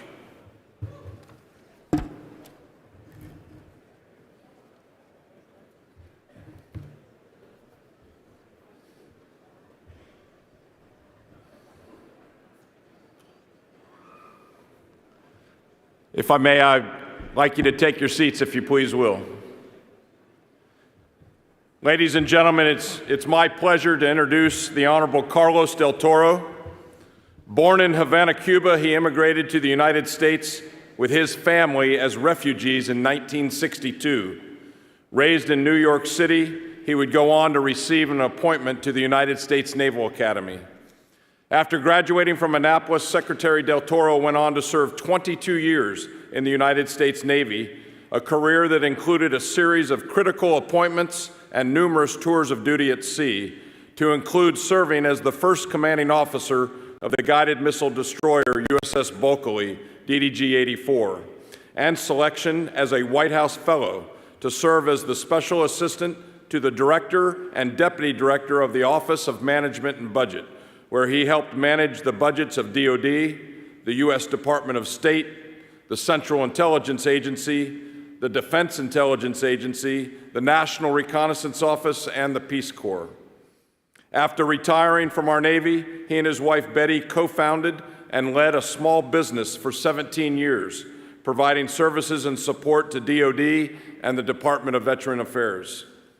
Selected by President Biden to serve as our nation's 78th Secretary of the Navy, he was sworn into office on August 9th, 2021. As Secretary, he leads nearly 1 million sailors, Marines, reservists, and civilian personnel stationed around the globe, supported by an annual budget of $250 billion. Please welcome my friend, my Naval Academy classmate, and our Secretary of the Navy, the Honorable Carlos del Toro.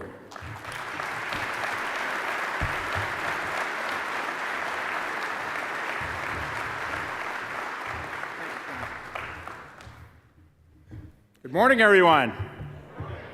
Hope everybody had a great Thanksgiving Day weekend. I came back to work on Monday because I'm trying to cram the next 4 years into 2 months. And I started making phone calls in the Pentagon and asking to see people, and nobody seemed to be responding. Now I understand why. They're all here in Orlando, for God's sakes. And I'm glad I'm here, too. And I know that many of you here, how many small businesses do we have, or how many business folks do we have here in the audience? Put your hands up. All right, well, for those of you that are business leaders, you understand that to be successful in business and in life, you got to be able to close the deal, right? Unless you close the deal, you're not going to get to a contract. So everybody please take out their phones and write down the following numbers for me. The Navy Recruiting Command, 1-800-USA-NAVY. And the United States Marine Corps Recruiting Command, 1-800-Marines. Okay, that's how you close the deal. And yes, we are going to beat Army in a couple of weeks. So, with that said, it's a tough audience. It's wonderful to be here with you in sunny Orlando for this Inter-Service Industry Training Simulation Education Conference, a conference that I've been familiar with just about my whole life, quite frankly, from the time I was a young lieutenant as a commanding officer of a satellite ground station in Pamunkey, Maryland, to Secretary of the Navy, and I've had deep admiration for the work that's done here. And Sean, congratulations to you in leading this great association. I understand you lead a team of about 6 paid individuals and 300 volunteers. So to all of you that are volunteers, thank you for what you do here. I understand many of you have been volunteering for decades in support of this great endeavor, so thank you, Admiral Buck. I also want to thank you for your superb leadership of our beloved Naval Academy over the 3 years that you led her.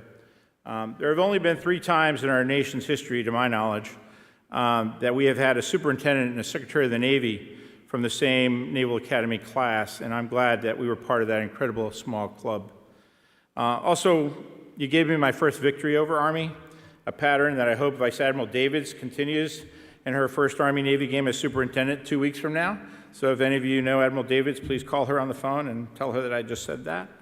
But let me say to you that as our 78th Secretary of the Navy, my mission is to provide combat-ready forces and capabilities to all of our combatant commanders around the world in support of the Secretary of Defense and in support of our Commander-in-Chief.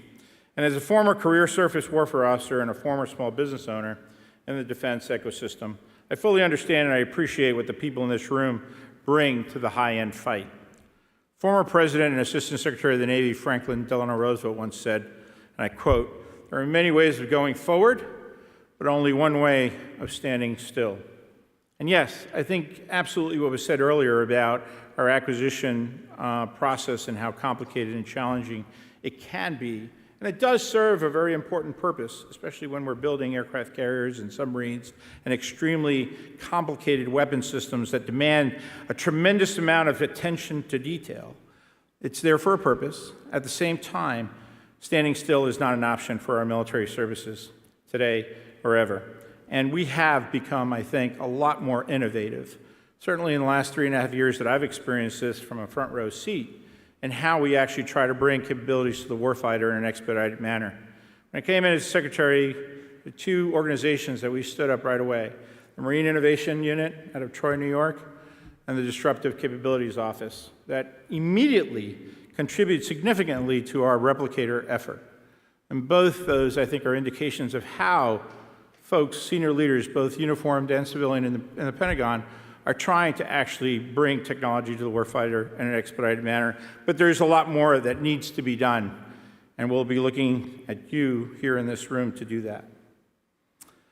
In our rapidly evolving world, I urge you to embrace the mindset of progress. We must cultivate a culture of innovation, and we must continue to move forward, as I just said. And all of you here today have an important role in that journey.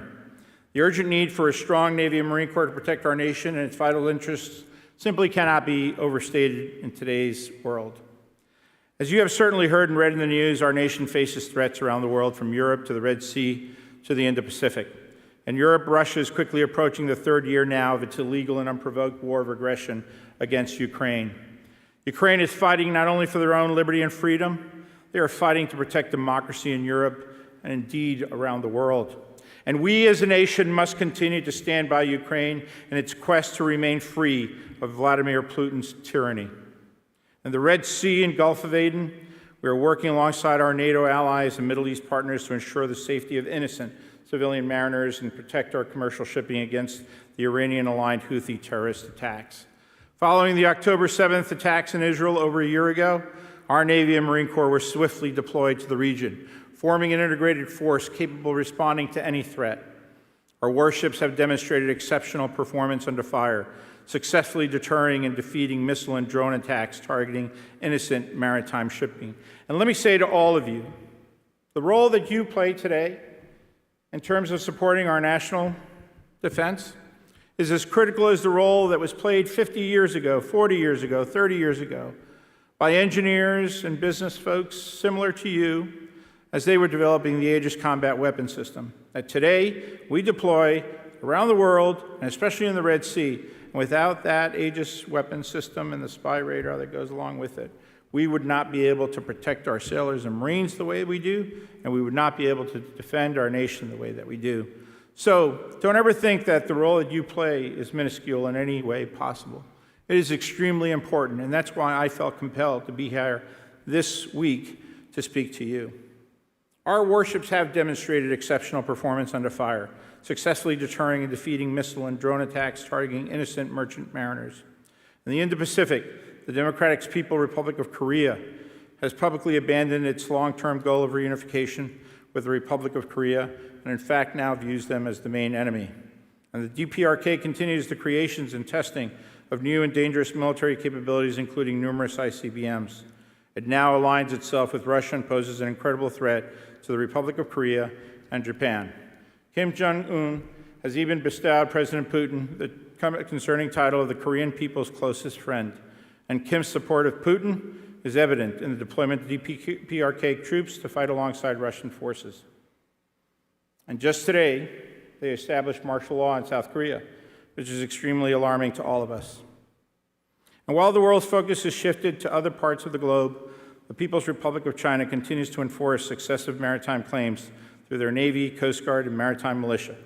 The PRC is observing lessons from the ongoing conflicts in Europe and the Red Sea. To effectively face these mounting challenges and threats, we must commit to a whole-of-nation effort to support our Navy and Marine Corps and its maritime strategy. We are indeed a unified fighting force, and our network of partners and allies is critical advantage that we have over our potential adversaries. In order to maintain that warfighting advantage, we must continue looking forward to new innovations, adapting to the threats of today while anticipating the threats of tomorrow. When I first came into office as Secretary of the Navy 3.5 years ago, I laid out 3 enduring priorities which continue to serve as the basis for all we do in the Department of the Navy. They are strengthening our maritime dominance, building a culture of warfighting excellence, and enhancing strategic partnerships. Enhancing strategic partnerships incorporates not only naval diplomacy across our oceans and our relationships at sea, but crucially, our partnerships with those within the defense ecosphere and academia. We are fundamentally reliant on industry, on you, on academia, to maintain our warfighting edge, and the industry is building and delivering mission-ready platforms and technology to our Navy and our Marine Corps. The current state of the world highlights the importance of strengthening our maritime dominance through new technologies and integrating training environments, the way that was spoken here just moments ago about embracing open architecture and AI and all sorts of other things. When I stop and think about 2 months after I came in as Secretary of the Navy, we fully employed Task Force 59 in the Persian Gulf to create this virtual fleet that basically would not substitute our carrier strike groups, but would actually reinforce them, allowing them to be deployed in the Pacific for long periods of time. And we operated this AI structure that was fully functional, 365 days, 24 hours a day. It was extraordinary. And the amazing thing is that when those unmanned systems actually pulled into port, the admirals loved them because there were no Liberty incidents whatsoever anywhere they went. It's true. The current state of the world highlights the importance of strengthening our maritime dominance through these technologies. Those in this room today are pushing out the bounds of tactics and capabilities. Look no further than the Red Sea, where the technology created through your research and development have enabled our ships to defend themselves and innocent mariners from drones, missiles launched in hostility. Our simulation tools and programs provide our warfighters realistic training without the expense and risk of open-air testing. At Joint Expeditionary Base Little Creek, expeditionary security groups trained on the Laser Shoot Literal Combat Simulator, a motion boat platform with 360-degree screens. This simulator replicates wartime scenarios and environments, enhancing sailor readiness and enabling training and execution of pre-planned responses. At Naval Station Norfolk, the submarine learning facility allows our submarine officers and enlisted personnel the ability to train on a full-scale Virginia-class submarine simulator. And the work of those in this room today is vital to the sustainment of programs like Link, Inject to Live, Live Virtual and Constructive, and the Next Generation Threat System. This year, Naval Air Warfare Center Aircraft Division implemented simulators at sea, a revolutionary training capability which allows our aviators to conduct simulated missions while underway and deployed. And I want to thank the Air Boss for all, Admiral Cheever, where are you?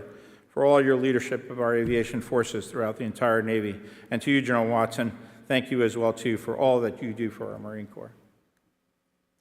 The aviators of Carrier Air Wing 9, embarked on USS Abraham Lincoln, have been training with simulators at sea since they began their deployment to the 5th Fleet this past July. And our successes in the Red Sea are again a testament to the collaborative efforts of our industry partners and tactical experts. By leveraging advanced simulation programs, we have significantly enhanced high-end training in advanced tactics, techniques, and procedures in our carrier strike groups and our forward-deployed warships while they are on patrol. The Naval Surface and Mine Warfighting Development Center and the Naval Aviation Warfighting Development Center have spearheaded these advancements, which are currently being executed by our ships operating today in the Red Sea. The Department of the Navy remains committed to innovation, constantly developing and deploying technologies that will make our fleet and our force even more formidable, much of the work occurring at the Marine Innovation Unit in Troy, as well as the Naval Innovation Center in Monterey, California. Over a year ago, I announced my vision for a new maritime statecraft, a call for a whole-of-government effort to build comprehensive U.S. and allied maritime power, both commercial and naval, to prevail in an area of intense strategic competition. One of the greatest asymmetric threats lies in our network of partnerships with our defense industrial base, and specifically with the small businesses within our defense ecosystem.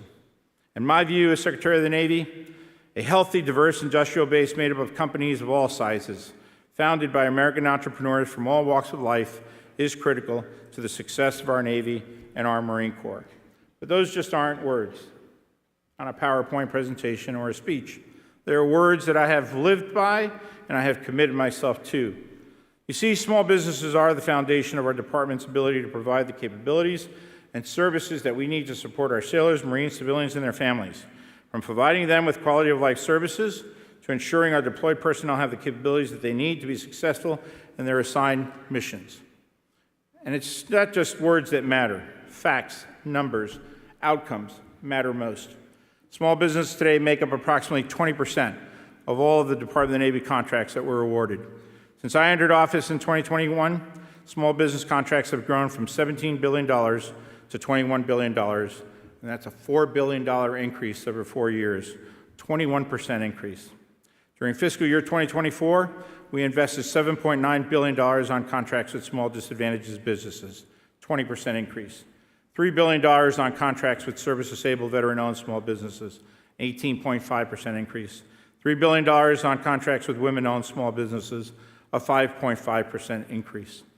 Over $2 billion on HUB Zone prime contracts with small businesses, and that's a 38.2% increase. And since 2021, we have added over 4,000 new vendors to our supply chain.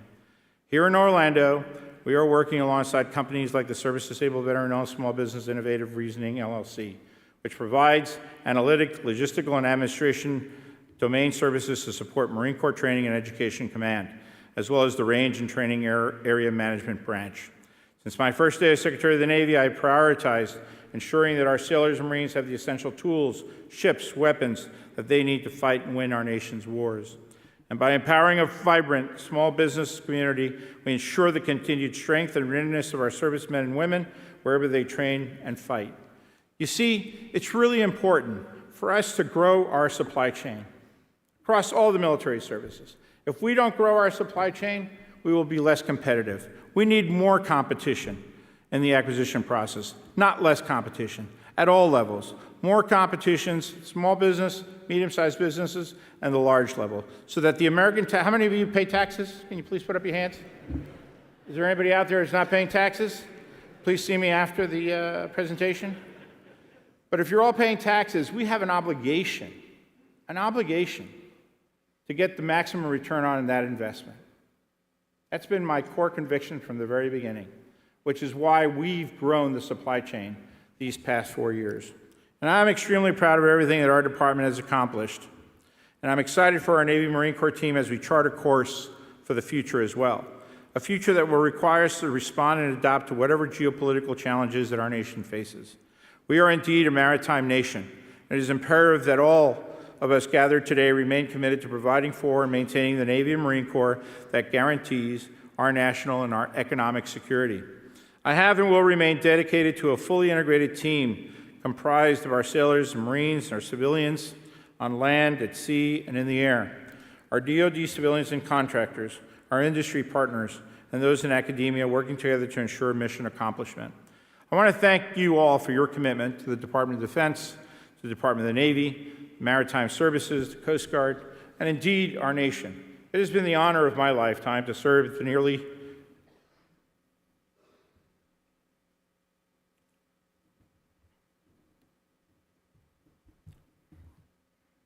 1 million sailors, Marines, Department of the Navy civilians as your secretary. Now that I know how warm it is here in December, you might see me next year walking the booths, perhaps without my aides or a photographer or even my general counsel with me. So if you see me needing some assistance, please walk up to me and say hi, and we'll catch a cup of coffee together. Thank you so much for everything that you do.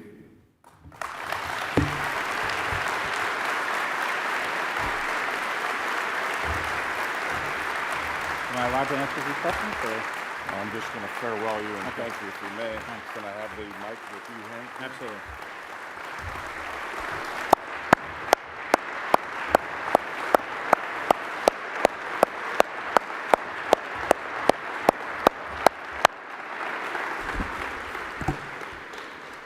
The Secretary is willing to take one or two questions if anything is burning in your heart and your head right now. We do not have mics out there, so I would ask you if you want to stand up and ask a question, use a very loud voice. Admiral Kilby, you got any questions for me? And thank you, sir, for your leadership of our Navy. Anybody have any questions they might want to ask? No? All right, go ahead.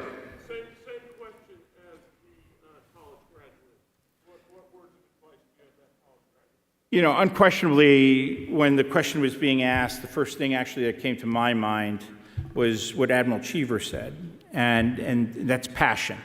You got to follow your passion because, you know, without it, you just won't be effective at what you do. And yes, you do have to have a plan B for it as well, too. But I'll tell you, as someone who has served, you know, active duty in the military, first as a young person from the age of 17 to 40 years of age, and then rolled over into the private sector and felt very proud of what I had done in the private sector over 17 years. My wife and I built a company of about 200 people, $40 million in revenues. We're very, very proud about that. But the sense of mission accomplishment that you get while you serve in uniform, that is just inexchangeable. It really is. And for those that have the opportunity, and we are taking people up to 42 years of age, by the way, and for those of you that are retired, if, you know, we're happy to take you back in under special circumstances too. So just see us here in the corner and we'll do a quick re-enlistment ceremony. I could actually do that, at least for 50 days. So, but you know, it's been an amazing, amazing ride. And in closing, I just want to thank my wife, Betty. We've been married over 40 years now, and she was by my side my entire active duty career. And I'll tell you, the experience that I don't want to speak for her, but the experience that she had over those 26 years raising 4 children, and this is a special thanks to all of our spouses who have served by the side of an active duty military member and their family members. Raising 4 children, me being deployed 70% of the time, you know, that's just an amazing, amazing thing. And then she was the CFO of our company for those 17 years. And when President Biden asked me to serve as Secretary of the Navy, some of her friends were quite concerned that after, you know, spending 26 years apart from me 75% of the time, and then in the private sector for 17 years, where we worked side by side practically those 17 years, they were a little bit concerned that she was going to miss me. To which she said, what, he's going to be spending 12-hour days in the Pentagon every single day? Get them the hell out of here. Sign them up to be Secretary of the Navy. Honey, I think we're going to be spending some more time together now, so I may have to look for a job a lot quicker if I want to be married for 50 years. But anyhow, in closing, again, thank you from the bottom of my heart for everything that you do for our Department of Defense, for our military service members across all military services. And in closing, go Navy, beat Army. I'm going to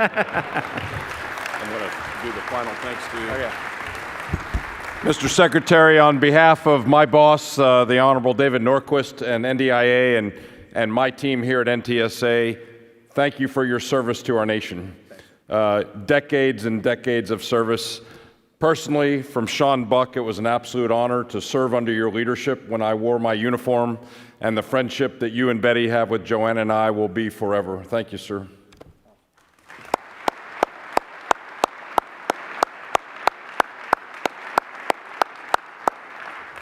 Ladies and gentlemen, we'll break for lunch, but I encourage you to come over to the Convention Center at 1:30. I have the honor and privilege of conducting and moderating a fireside chat with Admiral Grady, the Vice Chairman of the Joint Chiefs of Staff. Thanks for a phenomenal morning opening ceremonies. I declare ITSEC 2024 open.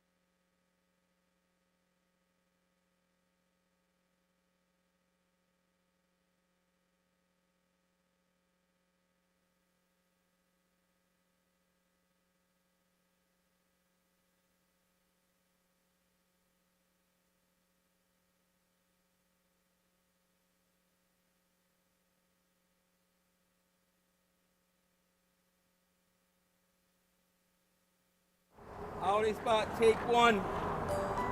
This holiday season, Joint Forces at Naval Support Activity Orlando would like to say, Skipper. This is live. Can this wait? This isn't the sim. Sir, look at the Army FA-57. Oh, dear God. Hey, hoo-ya! Sir, yes, sir. Is your co-pilot broken? Sorry, sir. West Point cadets programmed my algorithm. Oh, my goodness. It's like coaching T-ball all day. I go home with a 5-year-old. I come back. I got cadets. Major, what's your assessment?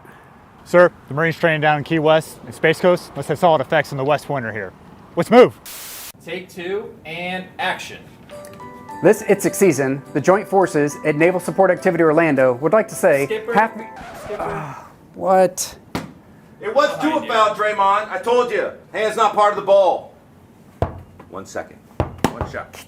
How did you guys get tickets to the forum? Hold on here, sir. Let me handle this. This is like coaching an Army esports team. Man, no wonder the Army needed a Navy professor to make their first serious game. Yeah, that checks out. NSA Orlando holiday spot, take 13. This holiday season, the Joint Forces of Naval Support Activity Orlando would like to say happy holidays and... Skipper, hold on. If you say FA-57 one more time, What is happening? Woo! Get some! Hoo-yah! Woo! Hey, Mom! You know what? This is why we invented LVC. It's not because we care about saving money. We're the DoD. We have all the money. It's not about protecting tactics. We're the best. It's because even a computer makes a better person than West Point does. The Army JOs are the worst. Have Courtney's lab do this. I'm out.